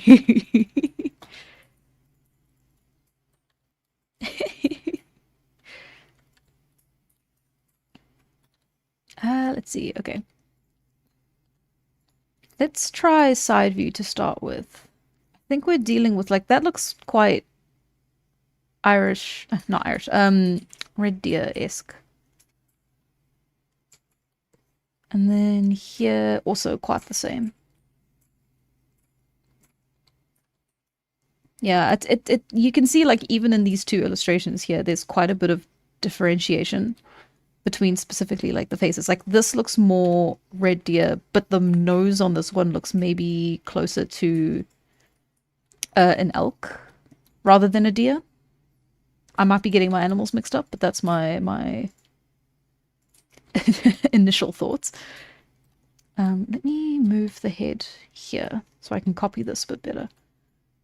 And then the ears are quite far back, but that seems fine. Let's have them twisted a bit like this. I'm also looking at other illustrations on Google to kind of get a better idea of what, like, the typical assumption of what the ears are. I shouldn't say assumption. Educated guess of what the ears should be.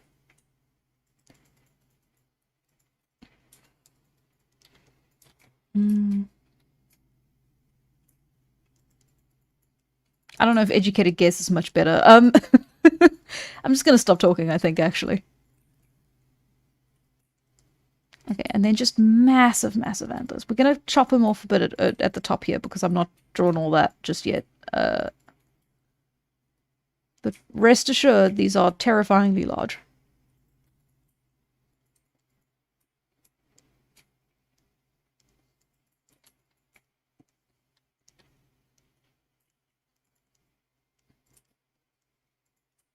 In fact, I think one of the major things is that like it was a evolutionary disadvantage for the males to have these massive antlers. Like it was a bit bizarre. Oh, bye, Rosemary. Thank you very much for watching and sticking around. Hannah, what is Tala's opinion on the 2026 FIFA World Cup? Oh, you'll never know. I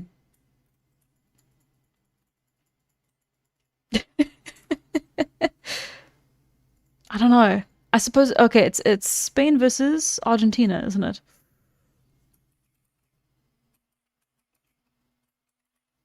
I suppose I'll be supporting Argentina then. I don't know. I don't really have a horse in this race, so I'm gonna enjoy the game. I'll probably watch it. It would be nice to watch it. I haven't caught one of the games since South Africa lost, so yeah, horse. It wasn't a full disadvantage. The thing is that it made them easier for humans to trap them, although sometimes the weight of the antlers could cause issues. That's what I was thinking, yeah, because it also makes it more inconvenient to traverse any landscape with heavy foliage. Like, as soon as you hit tree lines, you're not going to have a fun time, because you are just going to get stuck in everything. Which I believe was one of the like concerns, or at least I read it was, you know, for researchers. It's like, well, why would they even have this if it was so inconvenient, theoretically? And the reason was for attractiveness purposes. I forget the actual term, or at least that was according to the article I read like some years ago.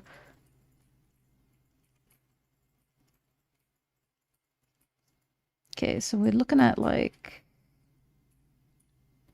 I kind of want to put, no, that's a bit more like a cow, isn't it? Okay, let's do something like that. That makes sense, right? Like that. But then it's not a predator, so should it maybe have something more like that? Ooh, that looks a bit worse. What do these ones have? Yeah, it's like the eyes are flat, but the head is angled. Does that make sense? That probably doesn't make sense.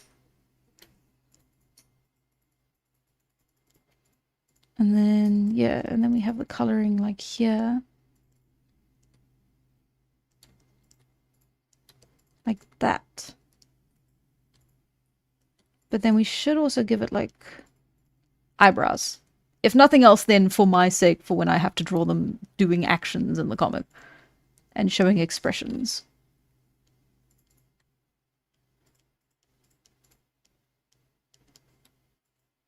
There we go.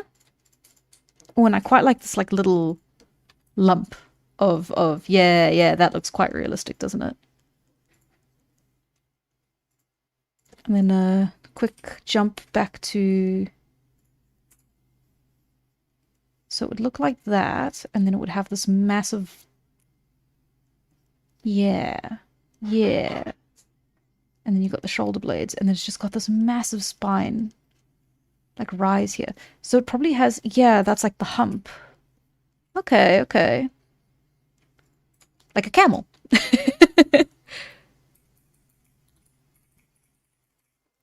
Let's do something like, that's the thing, it's like it's quite interesting having to like use the skeleton. Well, not having to, but like choosing to use the skeleton as a bit of and to get an idea of what it should look like, because it really is just You know, have you seen those? The videos are dumb, but have you seen those videos of those short, like, TikTok clips of someone using the human skeleton to try and recreate humans, and they just do it awfully, and it just, like, makes no sense. And it's supposed to be making fun of how, you know, artists would recreate dinosaurs from the skeletons, right? Ooh, Hannah said, I think during the most recent glacial maximum, the world was drier and so had less forests, which made having giant antlers less of a burden in terms of not getting stuck on trees. Exactly. Like, we had massive, like, mammoth steppes and, like, regular steppes, like, across the planet. It was drier. Exactly. So that does make sense, but it would also limit them, which is quite interesting. So it's like you have these very clear cut areas where they can and can't go. And that feels like a strategic advantage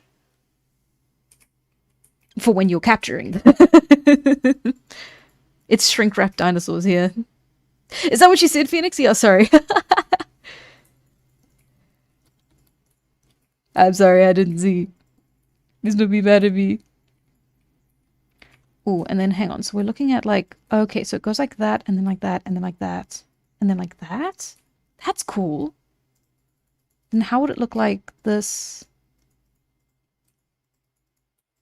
This. This? Yeah, but that looks... That's what a deer looks like normally as well. They've got, like, this extra little, like, buckle. No, it's longer. So it would be more like that. So that means the body would likely just, like, yeah, see, you can see it here. That's what that is.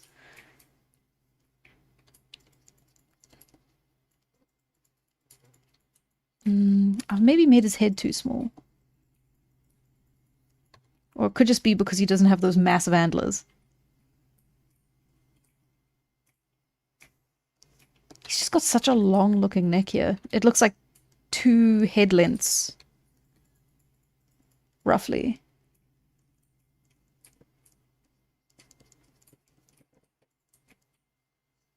Which I guess this is. And then you just gotta make space for, like, the chest. Because that's where the ribcage starts. And then we have the ribcage doing that. But then we want to have, like, a proper stomach. Because it is still a mammal. And the mammals are not trim and fit unless they are starving. The skin wrapping has become significantly rarer since the early 2000s. Even then, it was on the decline in the 90s. Exactly. Like, it's not a thing that's done anymore, which was why it kind of confused me that people were making fun of it, like, today. Like, those videos that they were making, like, the videos weren't made in the 2000s when this was, like, still a thing. Like, it's not really happening anymore. It just feels like people who haven't really updated their knowledge in a long time, making fun of science. It's just a very interesting concept.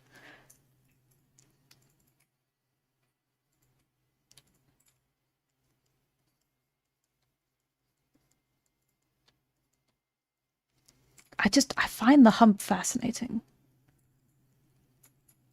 Like, what an interesting...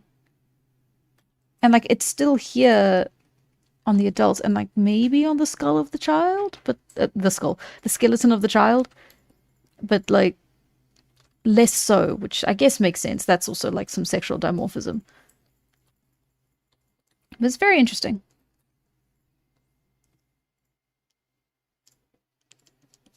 Uh-huh.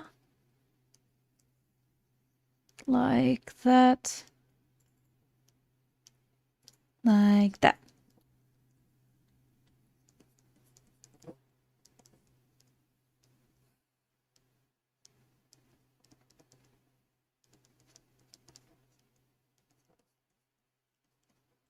Let's see. Yeah. Okay, and then we're gonna have that, and then we have the legs, and the legs go 1 and 2. No, they go 1, 1, 2, 3. Perfect. Just like all the rest of the mammals.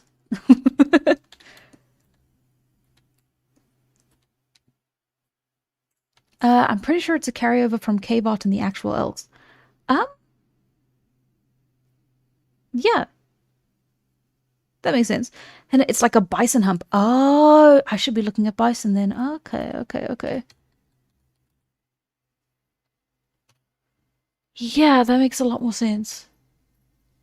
Yeah, I've even seen a bison skeleton before. I should have put two and two together. Okay, okay. Oh, okay, okay. So it is. But then does that mean the neck would like you still see the hump, but the neck is more like that? That doesn't look too wrong, does it? That looks a little wrong. But then does it look any less wrong than that? What if I moved it forwards? It definitely feels like it would benefit from moving a bit forwards. Or is that just my preconceptions of what it should look like?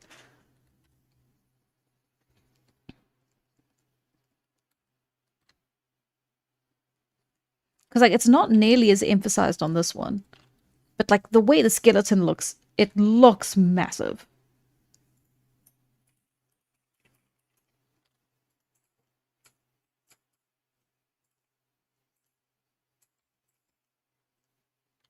But then again, it always looks over exaggerated, doesn't it?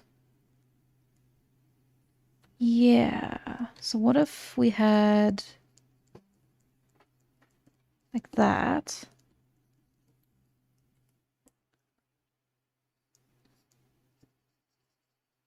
Like that. See, now this is kind of the grand show for the stream. This is kind of what I wanted to focus on. Because this is going to take a hot minute.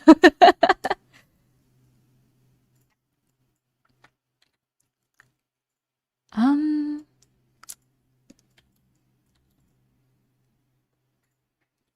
Yeah, this thing's got to have the strongest neck in the world. It's just all muscle here. Let's see. Okay.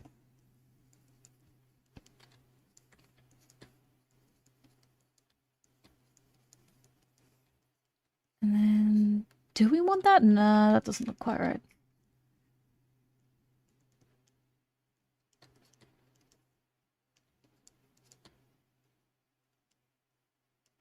Yeah. Yeah. Okay, okay, okay, okay. Something more like that. And then, yeah. I don't know. It's a little uncanny valley looking to me. Does that make sense? Which I guess is fine. Because it's not supposed to look like anything that exists, but I feel like the uncanny valley is more coming from a proportion issue instead of a accurate matchup of historical.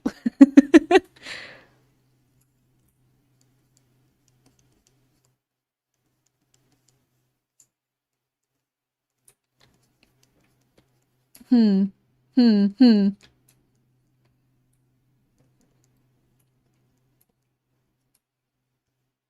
Much to consider. Especially considering I still can't do back legs. Okay, so we're gonna do...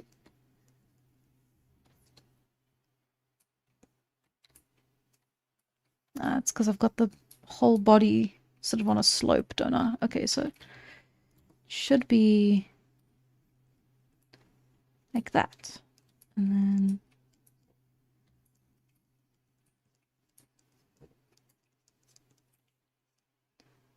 yeah, because you got... forward, back, this way. Forward, back, this way.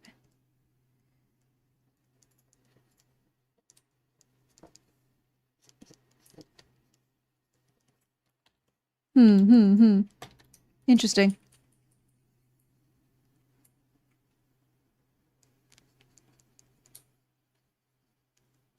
Yeah, something like that.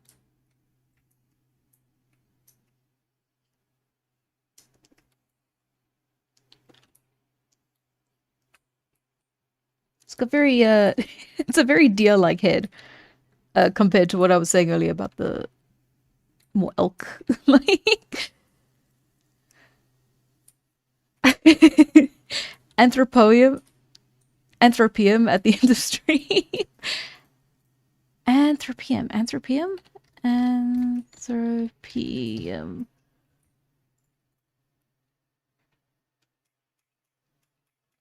Huh? I'm not getting some very clear results. Oh, excuse me, sorry. I did, huh? Animal. Anthropium animal. What am I looking for? Arthropod, antelope. Is there another name for it? Wordle, but for art history, Anthropium. Oh, is that what it is? It's a game? Oh. Oh, I'm gonna get none of those right. Okay.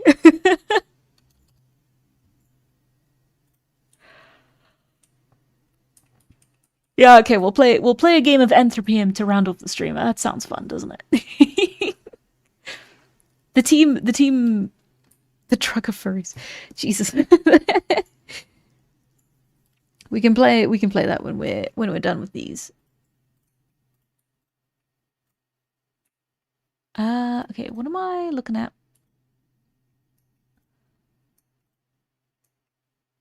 Yeah, it's a very interesting way to have done that. Because, like, some of these really do just look like deer. Like, they've just got deer, but the antlers are different. And I don't know, I want to have, like, a little bit of differentiation. I want it to not look just like a deer with antlers. Different antlers.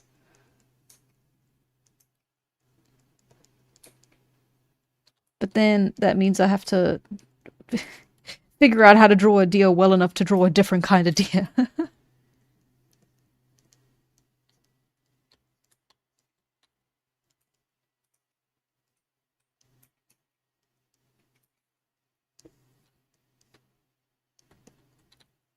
Okay.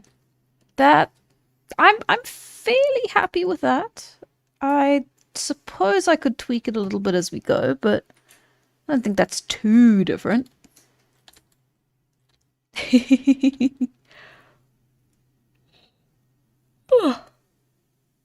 Sorry. Lawnmower and this behavior is the reason mows are extinct. Oof.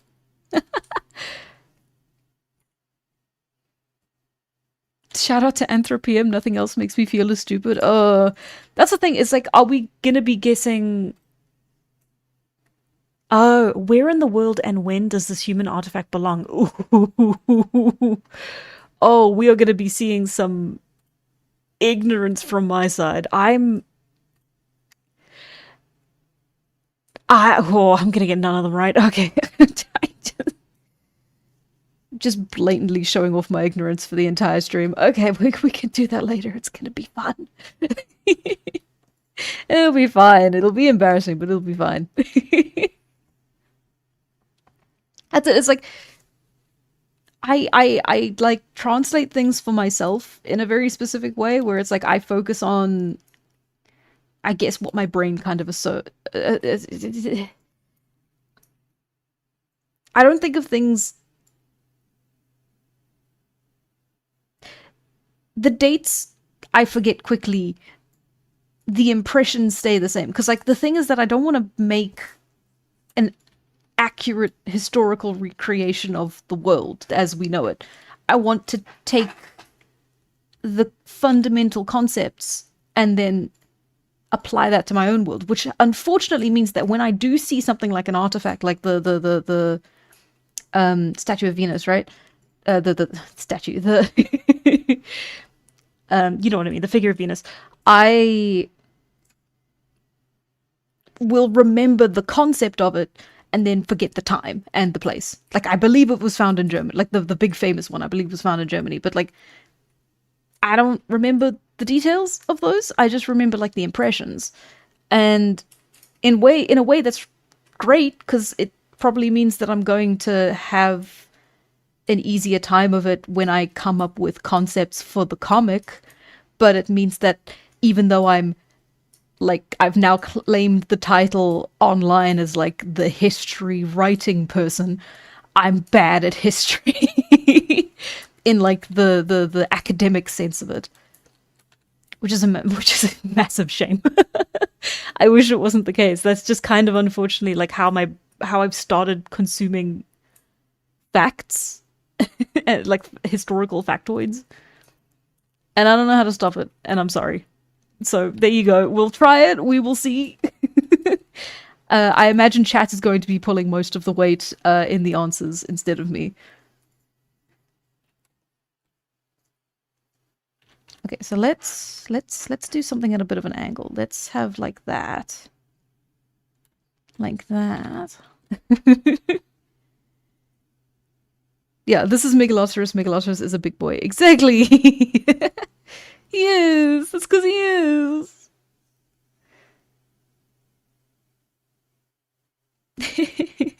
Thanks, Phoenix, but it's a bit of a shame. I wish I could do both. In fact, I think I should be able to do both. It's a shame that that's just not how that works in my head. That Hannah is my favorite just make it up history person. Yes, can I be that?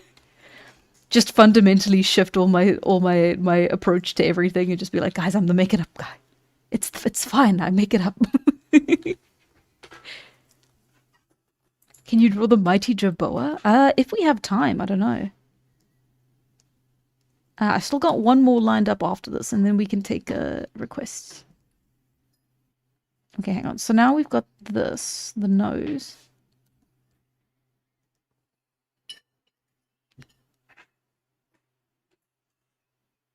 Okay, and then we got the eye here. Oh, and you get lovely lashes, because every deer has beautiful lashes. And then bit of a brow line, and then like that, and then like that. And I feel like I've already gotten the perspective wrong. Yes, I have. Okay. So let's readjust. So now we're looking like that, and like that. And then we want it to be a bit of a square nose at the front here.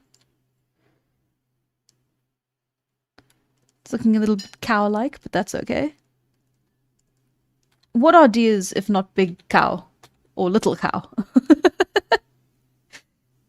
No, I'll do both.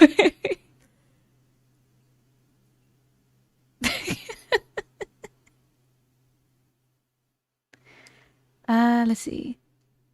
Phoenix, I've been telling you to make up things this whole time. That's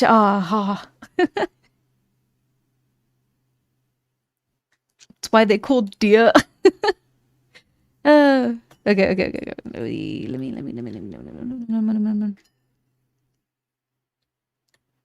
Lip needs to be lower. Perfect. And then ears can come out like this.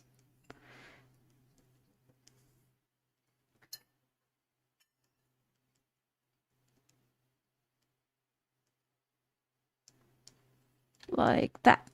Yeah, like that. And then we gotta give him brows.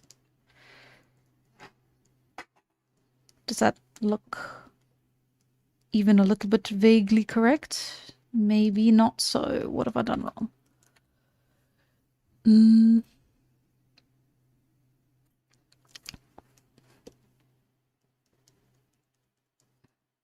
Okay, something like that.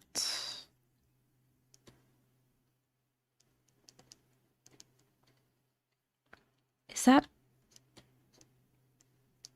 Because then that's a different nose from what we have here. So I actually shouldn't have done that.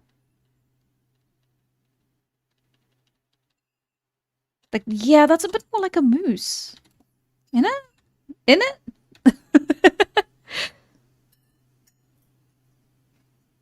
Yeah. Yeah. That is more like a moose. It's okay. They still have, like, the little nosy things. It's just that, like, it extends to here. And then, yeah, we don't need to have that little, like, separation of the circle. It just needs to go straight up.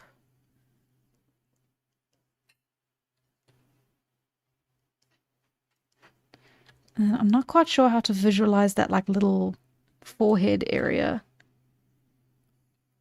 And I've definitely screwed it up already. Like, the perspective just does not look right to my brain. I know what I've done.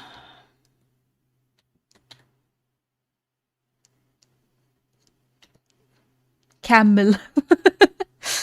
Oh, this is all just kind of falling apart. Yeah, yeah. Okay, let me start again.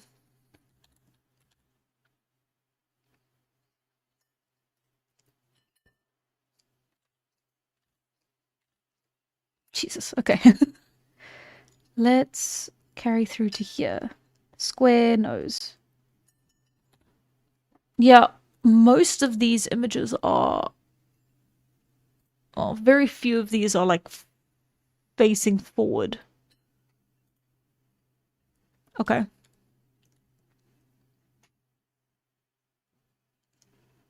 So like that. Very much like the horse from earlier. Remember? We all remember. And then... Yeah, the antlers need to be more like buried in the skull.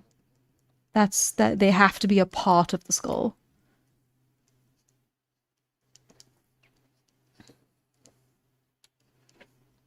Okay, and then we have the eyes here, presumably. Or do we have them a bit more forward? No, they should be here. Well, that is a bit more forward. Keep them there. Like that. And then you still have the big, beautiful eyelashes, but they're just a little harder to see.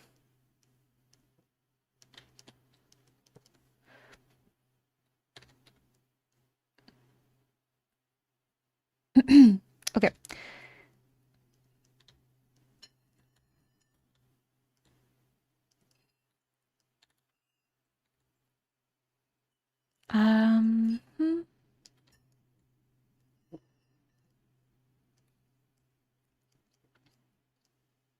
Okay, well, let's make that a bit longer then. That seems to look right.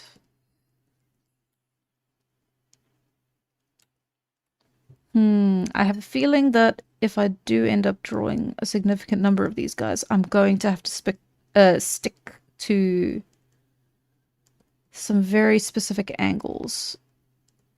That, or I'm going to have to make a 3D model, and I ain't never done that before, so that's going to be scary and not fun, and I don't want to.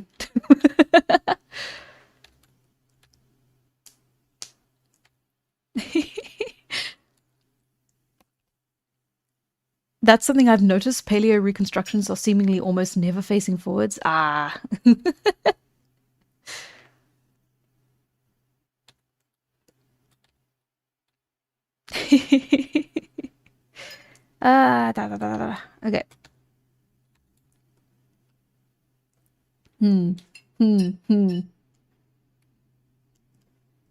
Okay, so it's something like that.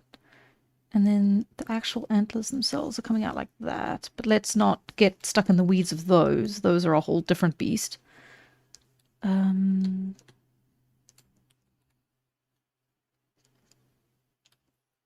See, they look quite friendly from here. But from here, they look a bit menacing. Huh. And then the muzzle continues like that. And then they have like that. And then...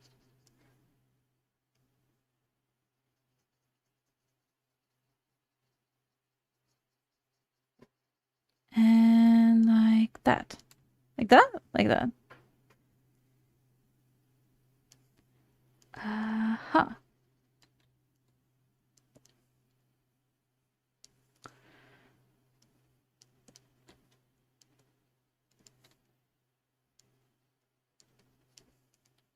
Yeah. Yeah. Actually, the ears should probably have white tips, hey? That's usually what deers have. Is it's either going to be on the tail or it's going to be on the ears, because that's how they signal. But I think it's also got something to do with tall grass, and something tells me these guys are a little bit above the tall grass.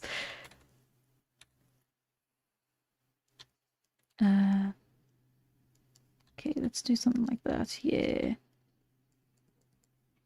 Okay, and then let's try and... Okay, I'll do one and then I can just flip it.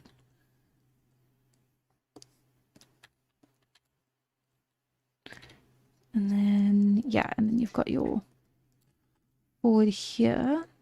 So that's what that is. And then you want a big beefy neck. This thing needs to look like it can support those antlers.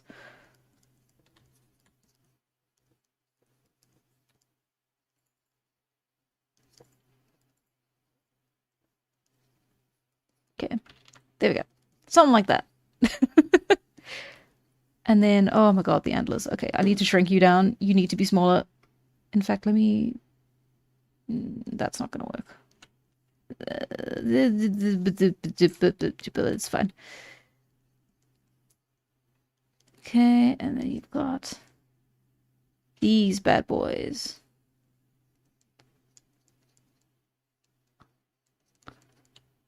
Oh, I actually haven't looked up if they shed those.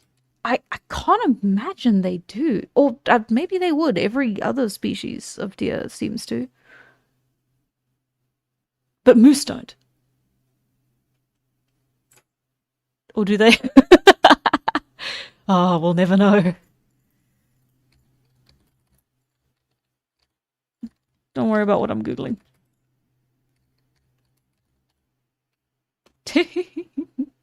Moose do shoot. Okay. Fine.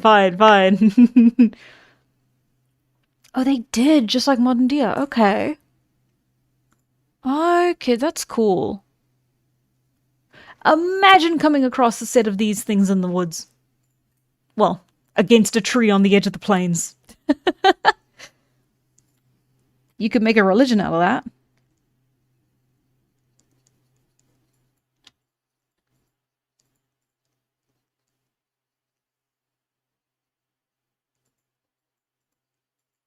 Uh-huh. Maybe I'm getting things wrong. I need it to be like that. Yeah. So then it would carry on like this. And then double back like that. Yeah.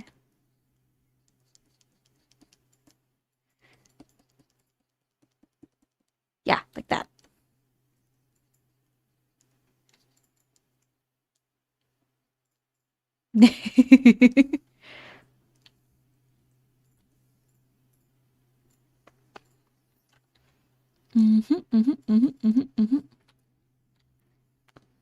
Perfect.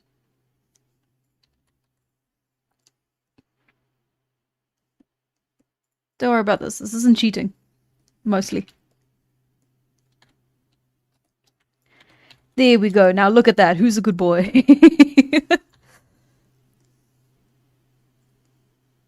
Oh, that's just not going to look right. Okay. Let's put him down over here. Or let's not.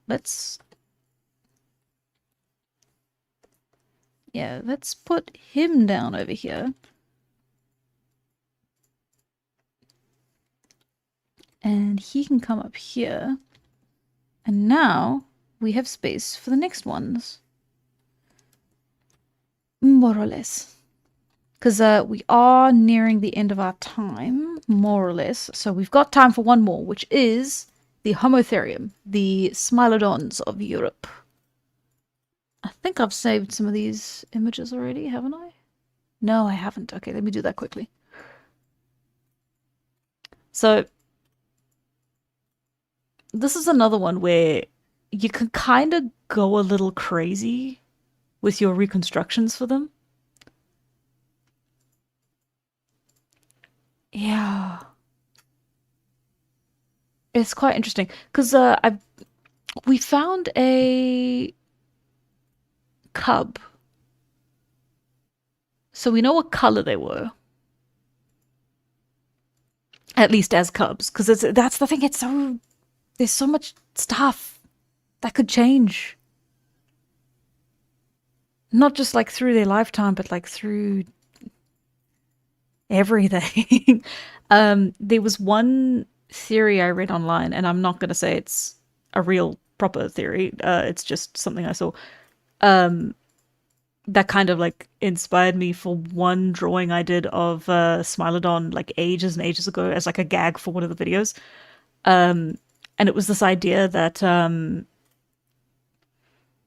they like similar to like how, you know, the reconstructions for Smilodon, not Smilodon, the reconstructions for a lot of animals were like a bit close to the skeleton, right? Like you literally said what it was called and I've forgotten now. It was shape. Yeah, you know what I mean.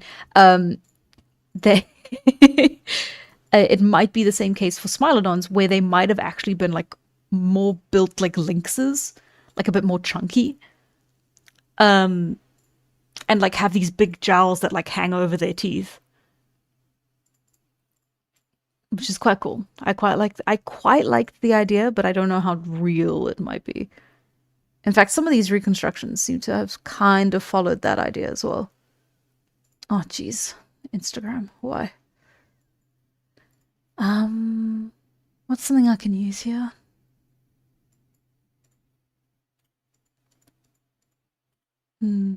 It's quite cool. They seem to be using lions as like the base template for Homotherium specifically, which is quite cool. Okay, so let's take our images. Okay, so these are our 3.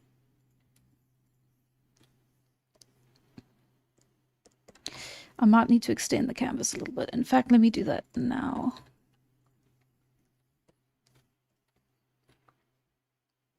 There we go. And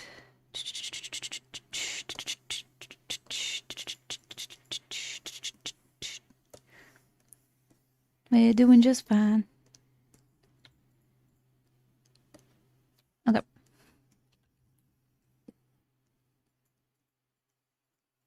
There we go.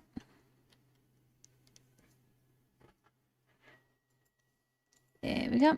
And here we go. Let's have the skeleton be a bit... Yeah, because that's quite interesting. That's not like hectically large teeth. I mean, they're large teeth, but like I could reasonably see like a real set of like bulldog jowls.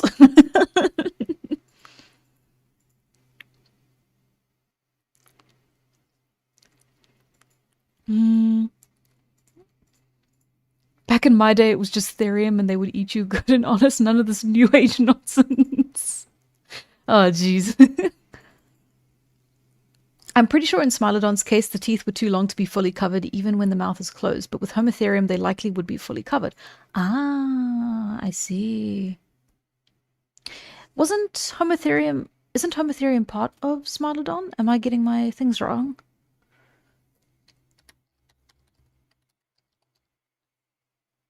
Yeah, okay. No, alongside the saber-tooth Smilodon. How did I get that mixed? It's also scimitar-tooth cat.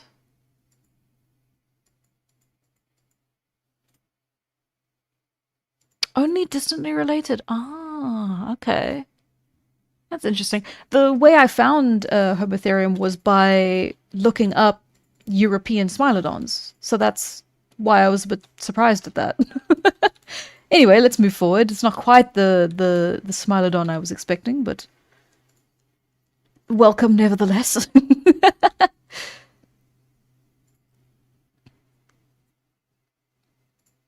Is there a jet engine close by? Are you hearing that? That's my... like a whistling? I just... That's my fridge. Sorry, in the new place I'm gonna have like a much easier time streaming because I'm gonna be in a proper space for it. It's still gonna be quite a big space, so I'm still a bit worried about like room echo and all that. But there will be no more fridge noises. Yes, oh. Oh no, this mic might be too good at picking up stuff. Must be an effective fridge. It's fine. It does it does a good job. Every now and then it does just kind of make that noise. I'm surprised no one's picked up on it on stream before. This is definitely not the first time it's made that noise.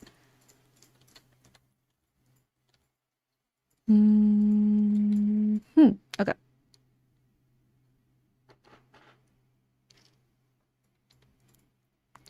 Oh, Smilodontids. I think you're right. Yeah. Smilodon is like American. Ah, Americans get all the cool shit.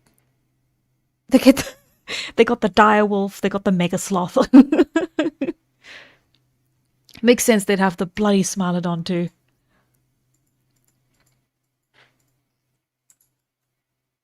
It's okay though, we got Homotherium. All my homies love Homotherium. I have a good ear because I'm a Gary Stew. Ah, I see. It might be an age test. Older people don't hear as many frequencies. I'm turning 25 in 3 months. So we'll see if I can still hear the fridge after that. Because apparently at 25, that's when the hearing goes. Like for the higher frequencies. I remember like hating my grandparents' old CRT TV. Because it made, like when you turned it on, it made this high-pitched like noise. It sounded like a dog whistle on like in cartoons. And it was like it's such a high-pitched little noise. And then it would like even out into like the same noise but very, very soft. And it's like you could only really hear it in very quiet points on TV. You know, when like a movie was like very quiet. And it like really got at me. And so I kind of asked at one point as a kid, like, oh, can anyone hear that? That's awful, isn't it? Why does the TV sound like that? That's terrible. And no one knew what I was talking about. So that's my story. Oh, little lion ears. I like little lion ears. And then yeah, so this is quite interesting. So the cub that they found, let me find my Homotherium stuff again. Excuse me.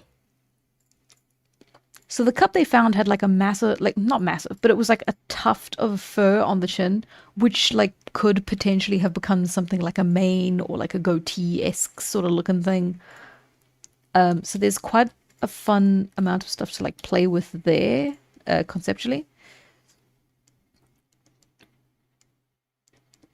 And then it looks like, yeah, lions might be a better comparison to make for these buns. I quite like this. This looks, it's either a very, very good 3D model or an actual thing that they made in real life. It looks very good. Oh, bye, tall man. Thank you very much for watching and sticking around. Hope you have a fantastic rest of your week. Good old CRTs. You could feel it turning on. Sorry.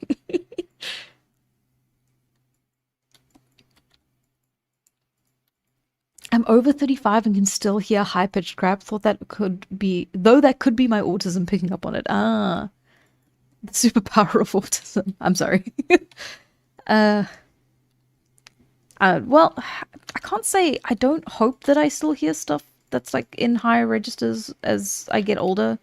That's like the one thing that kind of scares me about getting older is like the decline of your like physical and mental abilities, and like that's not for a long time yet, don't get me wrong. It's not like I'm going to turn 25 and then suddenly just forget my own name, right? But it's like the question is more like when does it start and when will you notice it? And it's like the question is probably you'll never notice it. And it's like, it's also the idea that like as you get older, you get more entrenched in your ideas and your beliefs and your personhood. Not personhood, personality. And that also scares me because I think about how different of a person I am now compared to 5 years ago. And I hope that I get to keep changing as much as I am already.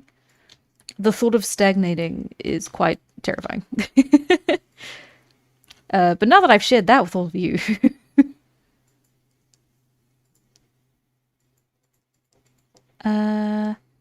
Yeah, okay. So I'm sticking with the jowls. I want to have like something with the jowls. I want to do something. Something a little different.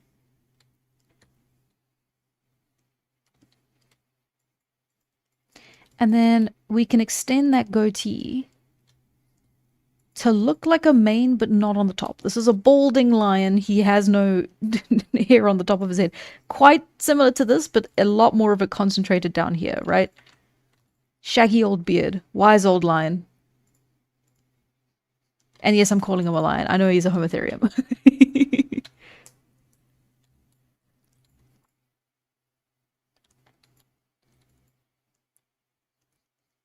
Stop with the age commentary. It hurts my soul. It's fine. We're both young. We're both young. We're going to stay young so long. It's going to be ages before we have to worry about stuff like this.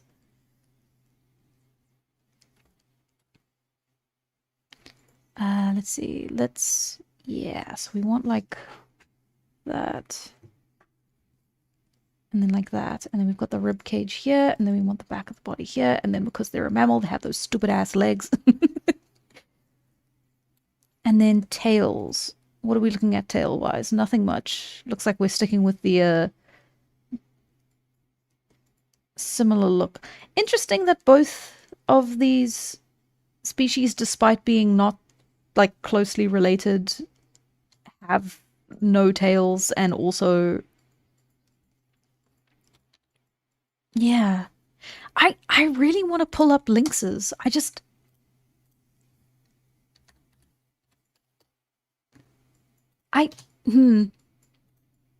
Like the reason they have those massive like lynxes have very large feet, paws, and it's because it helps them move through the snow better, right? If I'm remembering correct. But then they also have those tufts under their chins. I mean, they look different, but like it's still the same. And then they also don't have tails. I'm putting the pieces together. Maybe I should just give them little, like... It looks a little goofy, doesn't it? We're getting a little bit of a hyena look almost, like with the lowered head and the raised shoulders.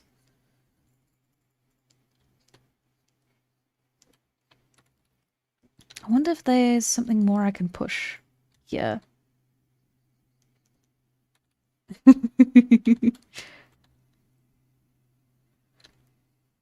Gallagher Haddersmith, convergent evolution. Yeah, no, 100%. And that's it. Isn't that fascinating?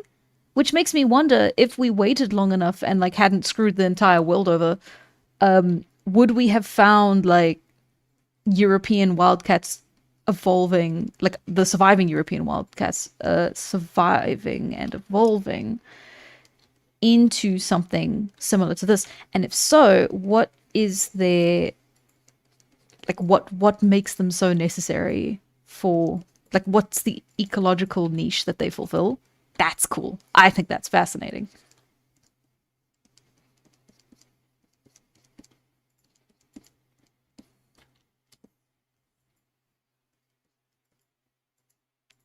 Something like...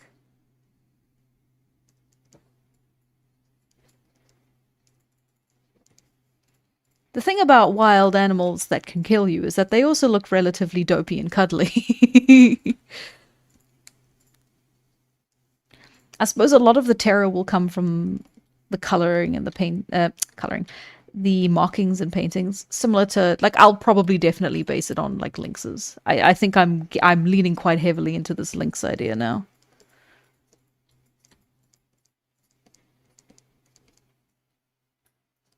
There we go. I quite like that.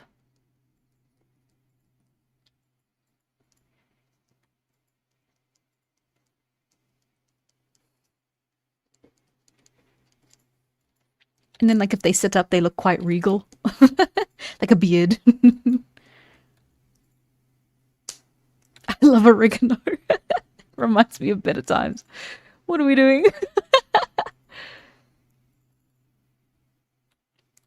You should spend some time with maned wolves. They really ate all that. Maned wolves are so cool. They just look incredible. I just love them. I love an animal that looks like it's not an animal. That also gives me like uncanny valley, just because of like, you know, we have this idea of like the European wolf. Oh, they look so cool. And it's also convergent evolution for them, isn't it? Like, they're not quite wolves, but they look like wolves. Let's give them some little pizzazz on the elbows.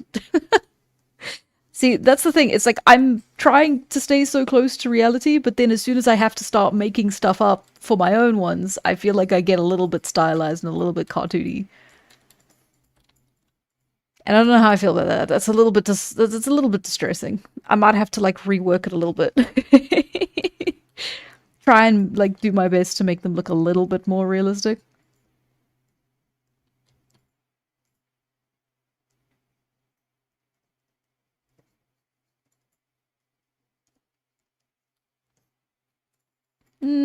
Leg-wise, they don't seem super, like, special. I think we'd probably look at something more like that. In fact, he seems a bit skinny. For everything. He needs a bit more meat on those bones. And then we don't have tails. We have little baby tails. Little dog tails. Or maybe I'm wrong. I don't know. How did they hunt, I wonder? Is that something that we know?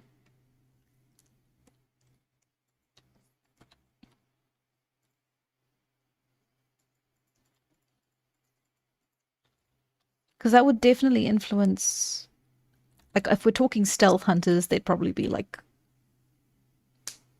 not built as much for speed, so they wouldn't have to be as, like, lanky.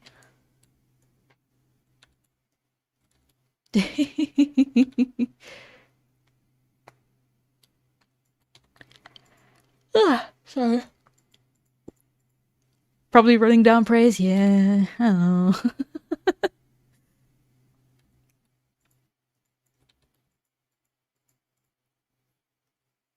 Okay, let's... Okay, this is the last thing we can sort of fit in, and then we'll do a round of Anthropium, and then we shall call it, I believe.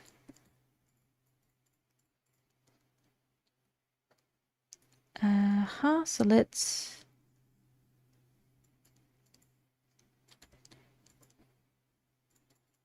Like that.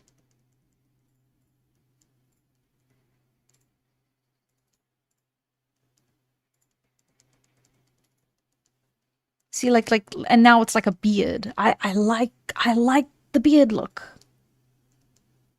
Beard plus teeth.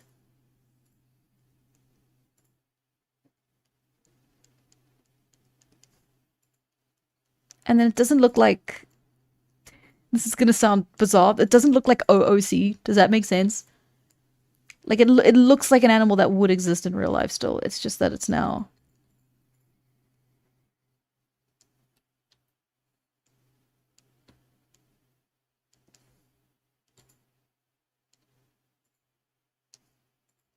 Or at least I want it to look more. Like I said, it's still a little stylized. I need to figure that out.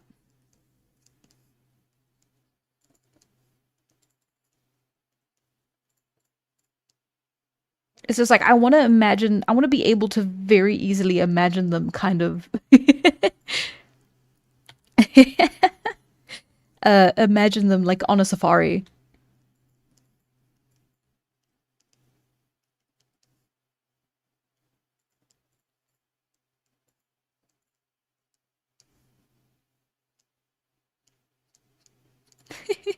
Yes, Anthropy mentioned.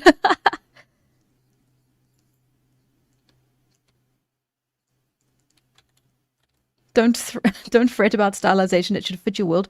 So, this is the realism is the stylization.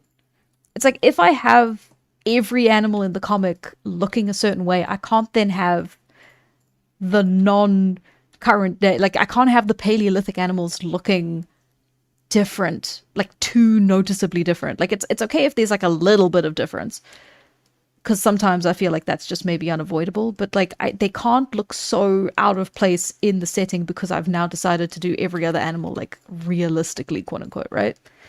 And it's not even really realistically, it's like realism but in my style. It's like the closest I will ever probably get to realism. But then again, if they just don't really match up with that look, then I'm kind of not going to be happy about that, because I want the comic to feel...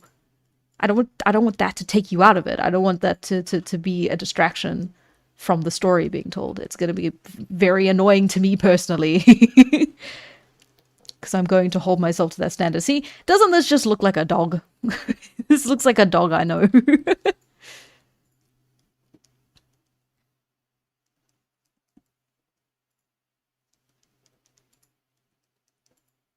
Yeah. Dog. Good doggy.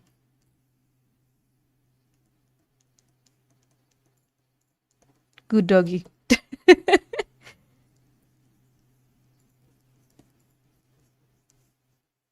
Okay. Let's not get stuck in the weeds there.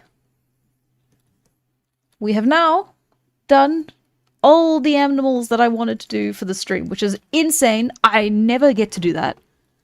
Never have I ever been able to finish all of my intended accomplishments for a stream. Which I personally am very proud of. Now let's get some anthropium, shall we? Can Tala domesticate a homotherium? I mean, she can try. It'd be quite fun, wouldn't it? Let's try... Yeah, there we go. Yeah, I don't like that you can see all that at the bottom, but that's fine. It's not really exposing anything. I know I haven't answered my Discord messages, ignore that. Anyway, welcome to Anthropium. Can I do, like...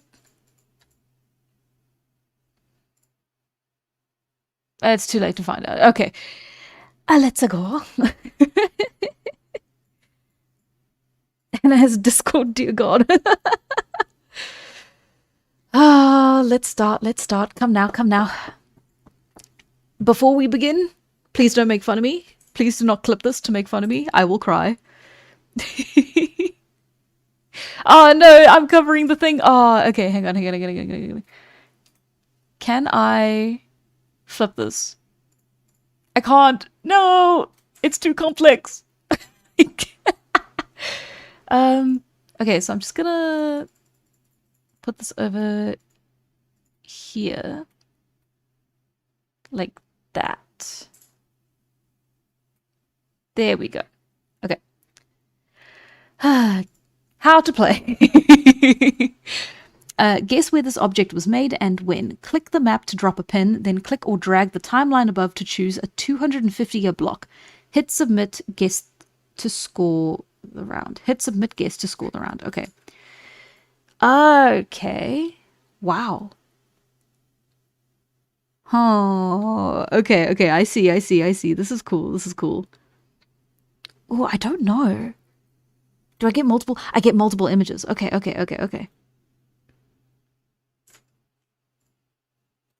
Oh, this is tough. Okay, so, like... Okay, so first of all, you find wood everywhere. That doesn't narrow it down. Everything's very abstract. The carving's very well done. Ooh. The mirroring is very even. That's very cool. Okay. I'm guessing this is the back of it? Yeah, that's the back of it. That's cool. I wonder why these are left blank. Ooh, okay.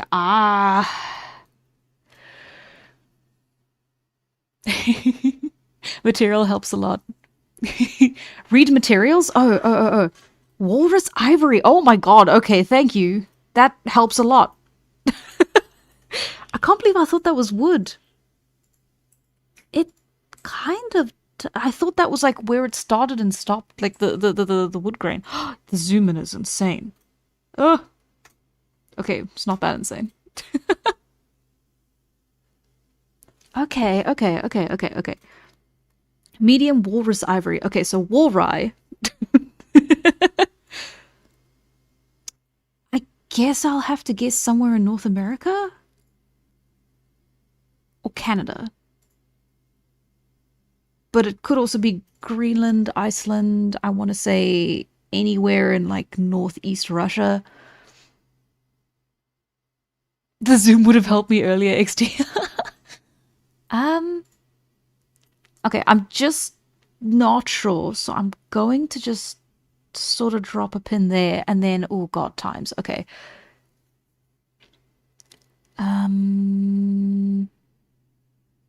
Okay, so, okay, you can only go back 3000 BCE, no! Oh, this is the worst, okay. What do you mean? My expertise is way back there. Well, my expertise. My snowball's chance in hell is way back there. Okay, no. If it's walrus, it's going to be on the coast. So let's pick a coast.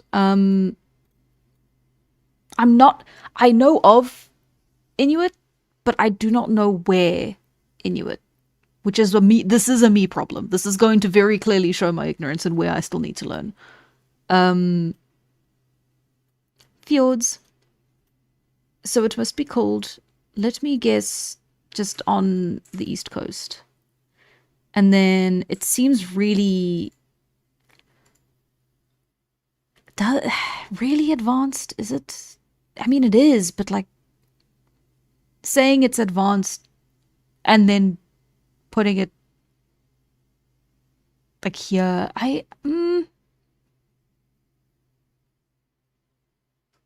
there. Let's go there. Submit guess. Okay, so 1 BCE, 125 BCE to 125 CE. Is that? Ah, I see. Okay. How are we feeling about that? 3000 BC is too recent, yeah. What should be the 1870s? That's the thing. I'm scared it is going to be that. It's going to be like far recent, more recent than I think it is. And it's just, yeah, let's try, yeah, 1500 to 1750s. Yeah, okay, 1000 to 1, so yeah, 10 to 1250 CE. Okay, and submit. Yo! Oh, and it's actually, oh, I would have almost, I would have been wrong both times. It was in the middle of the two guesses. Nice. Okay.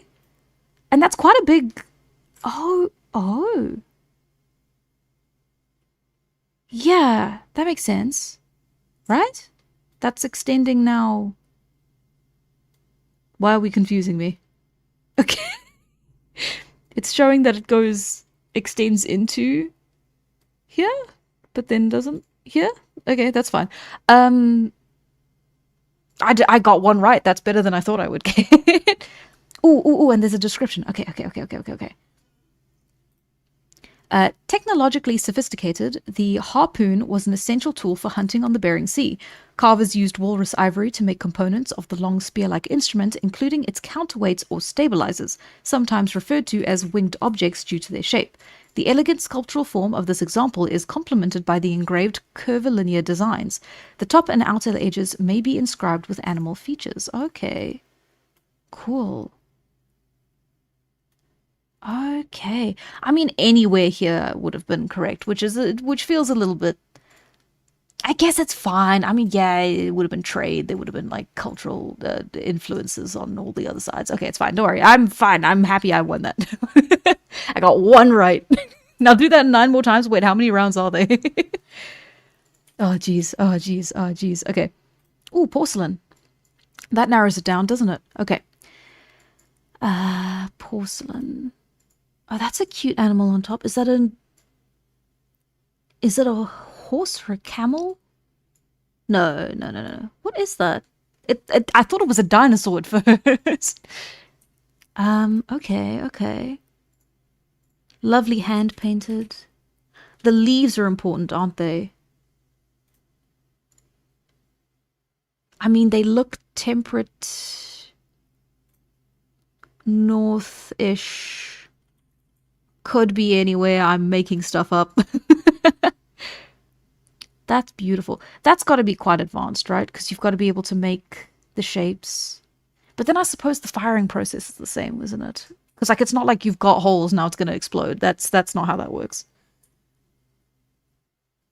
I'm fascinated. It looks dragony. Oh, it's fur. Oh, is it a lamb? Yeah, is that a fat-tailed? That looks... I'm leaning so close to my monitor.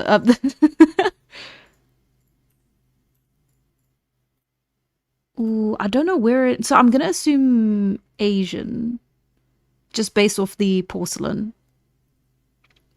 If it's a fat-tailed sheep, that means it's quite, I imagine, in a warmer temperature. But I don't know. I could be wrong. I could be very, very wrong. In fact, I'm expecting myself to be very, very wrong. Okay, white porcelain decorated with blue under the glaze. Looks like an alpaca? Oh, maybe. It might be Turkic.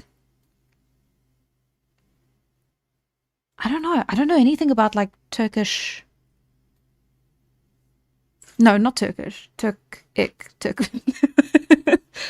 That's yeah, I know so little about like all the stuff around in this area. And here, and here, and all of here. I don't know anything about anything. I suppose, yeah, how far did porcelain spread? I just don't know. Let's... Okay, so... Yeah, Turkic, not Turkish. Yeah, my mistake.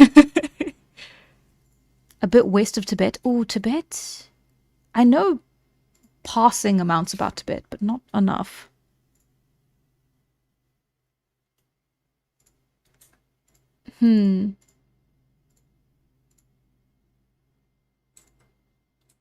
Let's kind of put it... yeah. Yeah. Just kind of in this whole general belt. I feel like maybe it's in. Yeah.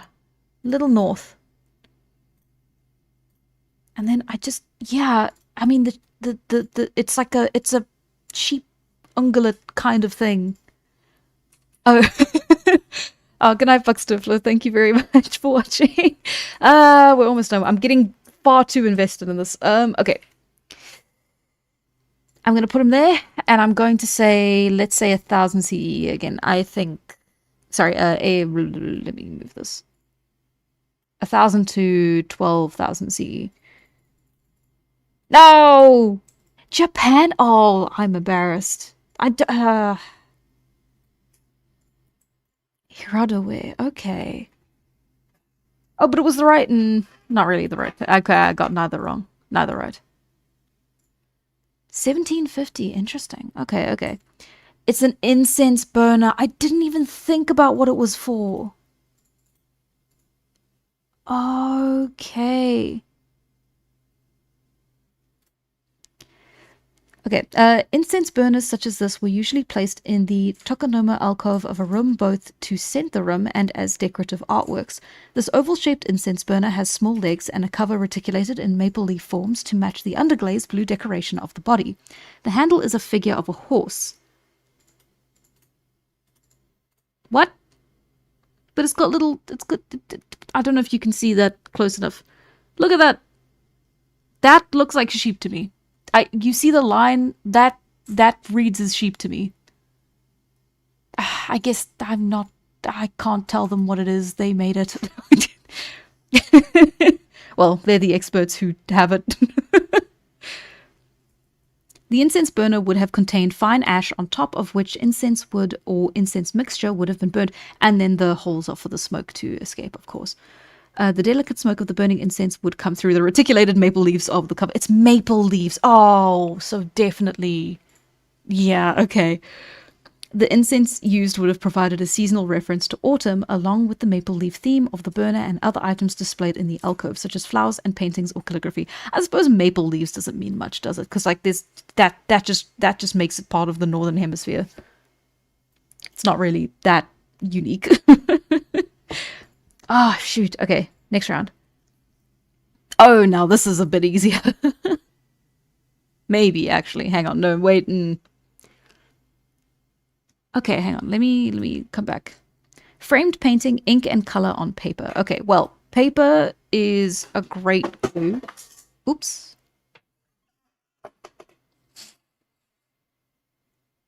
Sorry about that. Okay. Okay. Song Dynasty. Everyone's saying Song Dynasty. Dear God, it's figures. I can't overthink it. So, probably... Okay, so man, walking dog, holding a dog? Question mark. See, now the problem is I don't know when the Song Dynasty is. I know very little about the dynasties. I read up on the first one, but I've forgotten what the first one was called, so you must understand I'm dumb. I mean, yeah, it's gotta be relatively old just based on the weathering. But like that doesn't mean much. That depends on like how it was kept and everything. Ink and color on paper. Okay, so let's just put it smack bang in the middle. Song Dynasty would go hard as a band name. Their hair and their armor. Like the hairstyle is unique, and I'm sure if I knew more about the history, I would like that would be a dead giveaway. I just and the armor. The armor? Armor. Hmm.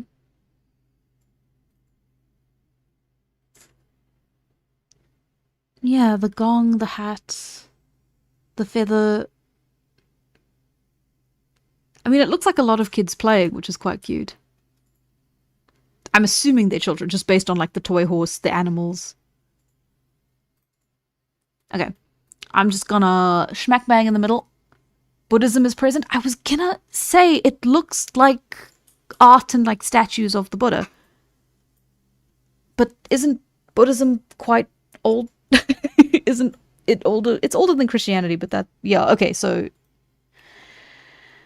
Let's put it at 500-ish. 250 BCE. Okay, anyway, I can't take too long on these. It's Japan. You're kidding. It arrived at China later? Ah, I see, I see. Oh, and it's also quite recent too. Oh, no. 1534, 1566 CE. I'm gonna have to play this every day. This is very, very interesting. Because, like, you're learning. It won't give me a description, though. Framed painting, ink and color on paper, Muromachi period, 1392 to 1573, Japan. 1537 to 1566. Ah, I see. Okay. Well. Yo, cuneiform? Yo, you are cuneiform? Okay. Medium clay. Okay, well, cuneiform narrows it down. Or is it cuneiform? Am I getting it's cuneiform? It's cuneiform. I think it says something here about Ian Nazir, so let's put it more along the belt. Or should it be more like yeah.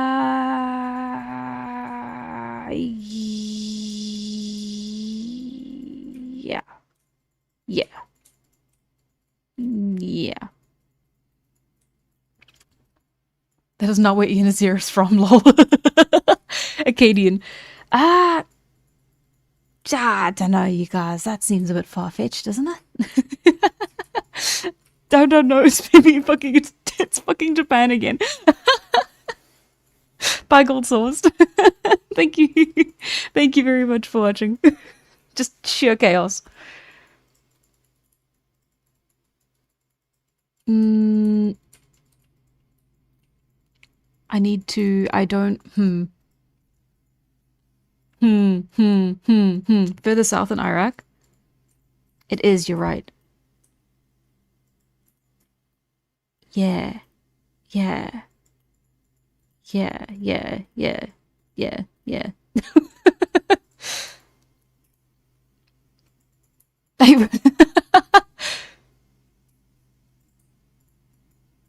Ian Azir was from Ur. Oh. Stop listening to me. Just stop. Phoenix. Okay.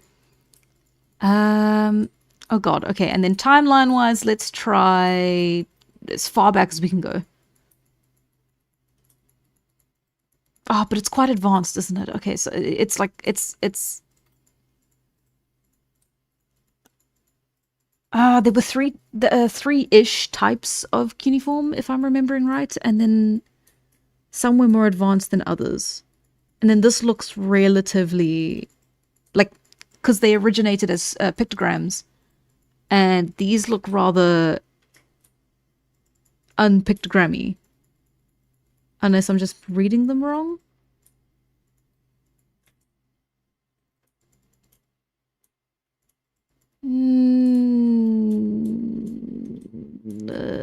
Let's put them 250. Submit. Ah! They gave me that one. They gave me that one. I was just off. Oh, and it was 1614 BCE. Okay. Cuneiform tablet distribution of barley. Clay from Mesopotamia, Old Babylonian. Babylonian circa 1614 BCE. Okay. Distribution of barley. That's cool. I love seeing stuff like that. Like, it's just normal, like, bookkeeping stuff. Okay. Those look like Babylonian numbers. You were so close. If only I'd read you. If only I'd looked up. Okay. Copper alloy gilt. Okay. Copper gilt. Interesting. Lovely. Okay. Do you think at some point we'll start seeing like machine made? And then it's like, I think I know when this one's from. Okay. Ooh. That looks... Ooh, I want to say... West North Europe. Hang on, I gotta let me zoom in. 3 dots, shapes. The shapes are fine. Oh, that's a face. That's another face. Actually, do they show that in a close-up and I just didn't see it? No, okay. So it's been done with a lot of... Yeah, there's the face, okay. Lots of lines. Just based on this, that looks very... I could be wrong. I could be very wrong because it's not the only like area where you find this kind of like pattern. Copper alloy gilt, and copper's everywhere. You can't. I'm thinking Denmark, Vikings, maybe more like like the Cladach ring. I'm pronouncing that terribly, I know, but the Cladach ring is like quite similar, like the old versions of it. If I'm remembering right. I might be talking bullshit. Let's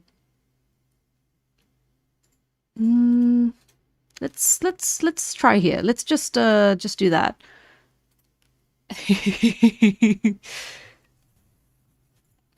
Oh, I won't use hints. Oh, there's hints. Ooh.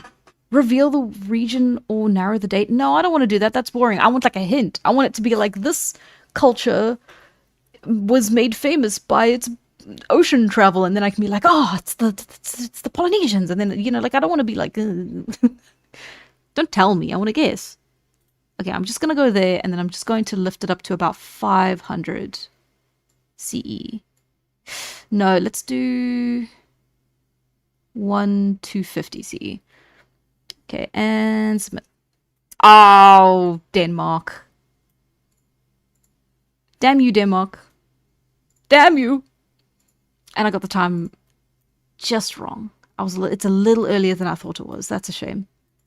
Copper alloy gilt from Scandinavia. Viking. 900 to 1000. I guessed that it was Viking, but I'm dumb. My brain is like, you can't assume everything's a Viking thing. But like, this time it actually was a Viking thing. So it's always this damn Danes. Ooh, this looks interesting. Bronze. Yolvetin.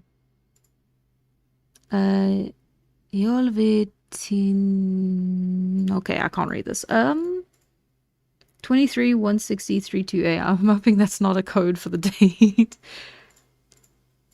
I'm gonna guess Roman. Yeah, because that's where the alphabet comes from. This is where my lack of knowledge starts to show. Kanen. Kalel, no.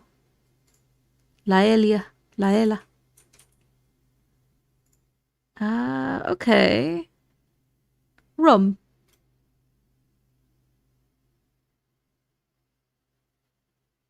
I think rum. Methinks rum. I might be wrong. It could be Spain. but methinks Rome. Damn. Where is actually Rome on a map? I haven't had to think about Rome on a map in a very long time. God, I'm so sorry. Okay. Yeah. Rome. Rome was in Spain.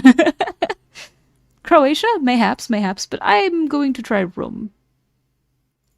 And, let's try 500 BC. I'm going in increments of like 5 and 1,000, and that's probably not a good thing. Rome, I was correct. Oh, all of Rome. That's the whole empire. Peak of the empire, which would have been... blah, blah, blah, blah. Well, no, that's not quite, but yeah.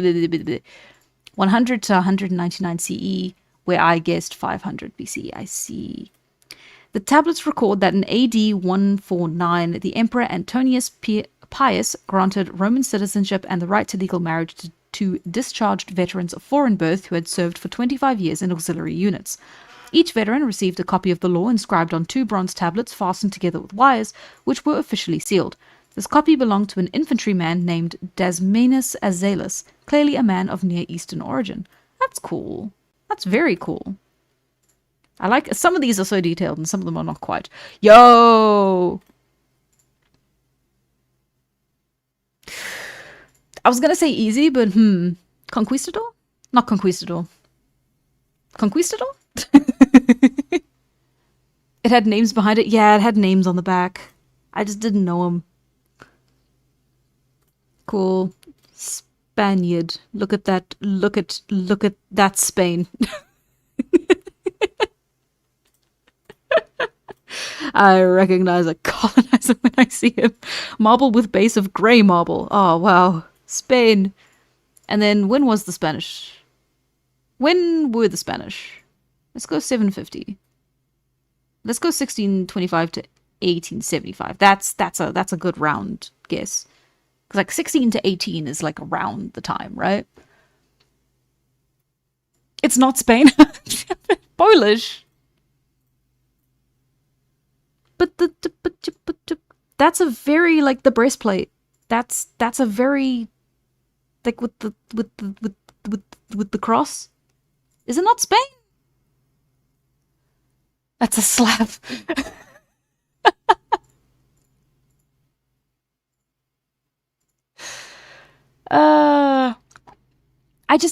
I'm basing this entirely on the mustache, and I'm sorry, I have to go with my gut on this one.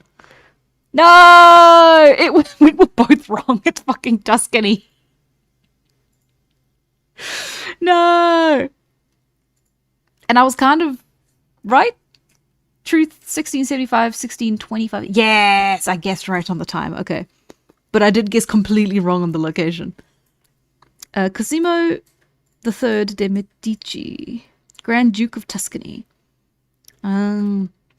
These meltingly carved busts of father and son, see also 1993.3, are surely the finest examples of the portrait style of G.B. Foggini. I hope I'm pronouncing these right. Please ignore me. The leading sculptor of the Florentine Baroque, while strong echoes of Bernini date the creation of the pair too shortly after the younger artist returned from Rome, they already exhibit Foggini's talent for the depiction of material opulence that earned him the post of Medici court sculptor. Dynamic contrasts abound. The fragile lace cravats and lavish mantles, emulating modes of the contemporary French court, set off the realistically depicted faces. They in turn provide their own study in contrast. The commanding pose and classic Habsburg physiognomy of the balding father serve as counterpoint to the sweet, somewhat unformed face of the youth, overwhelmed by a delirious cascade of curls. Is that... No, I see. Okay, so we got the father. Damn. These busts modeled from life were followed by a series portraying other family members, all intended to promote the political aspirations of the fading dynasty. Their acquisition served to link our major series of Roman Baroque portrait busts to a growing collection of stunning small-scale Florentine sculptures of that period. Nice. How many rounds are there? Okay, 7 of 10. Ah, I see. Yo! Cuneiform again. These seem older.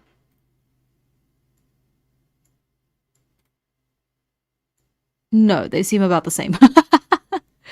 Oh, shoot. When was the time period that it was before? That was like...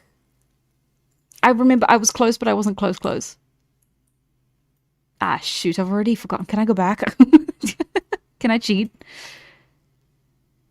Ooh, okay. And then we're just gonna guess the same area as last time. Where was I? Where am I?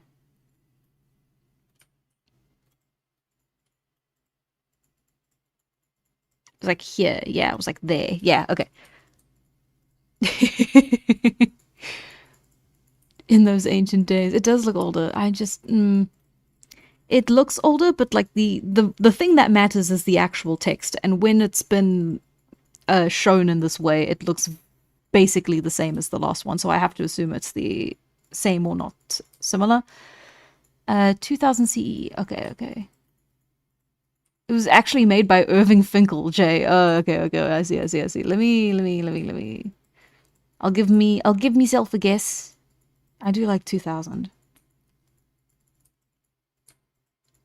I guess. No, it's so long. 500 B. I didn't even know they were writing in cuneiform at 500 BCE. 548 BCE. Cuneiform tablet. At least I got the location right.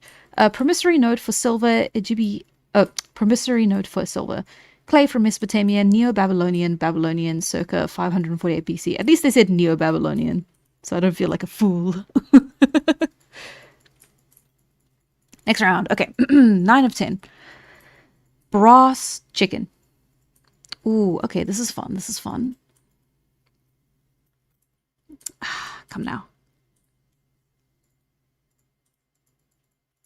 Okay, that gives me an idea of something.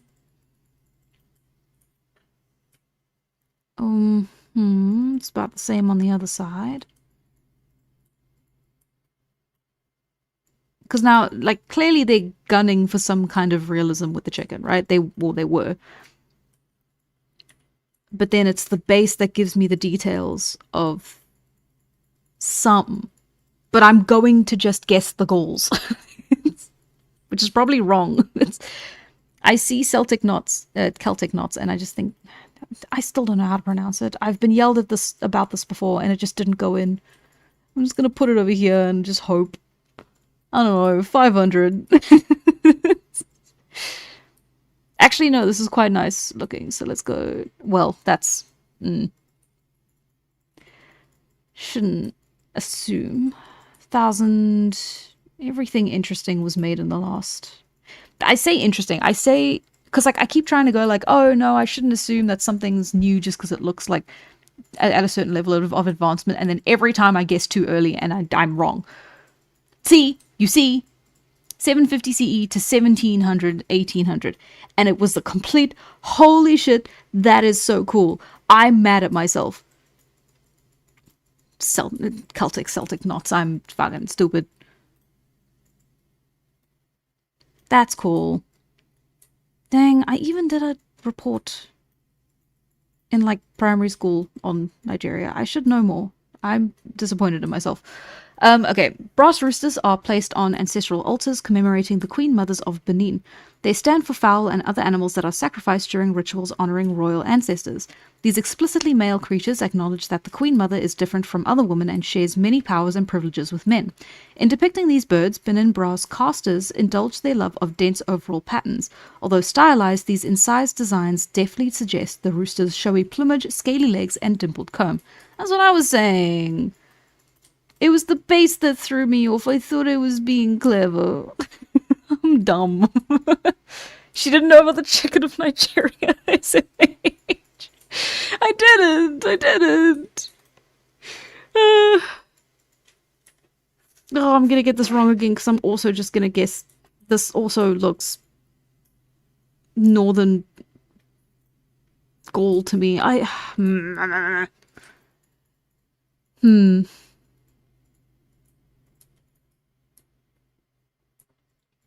Cross, spirals, swirlies, symbols, the Gauls.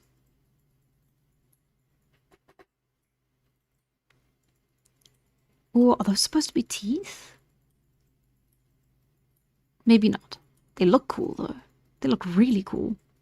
Is that a face? It is! It's a little turtle. Probably not. That's what it looks like to me. And it's the same on the other side, I'm assuming? Did we even see the other side? Oh, we did. I see. I'm seeing. Okay. Okay, this has to be, like...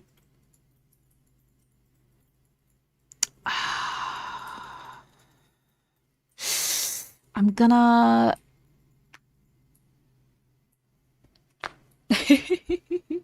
Ireland, why not? Yeah, I love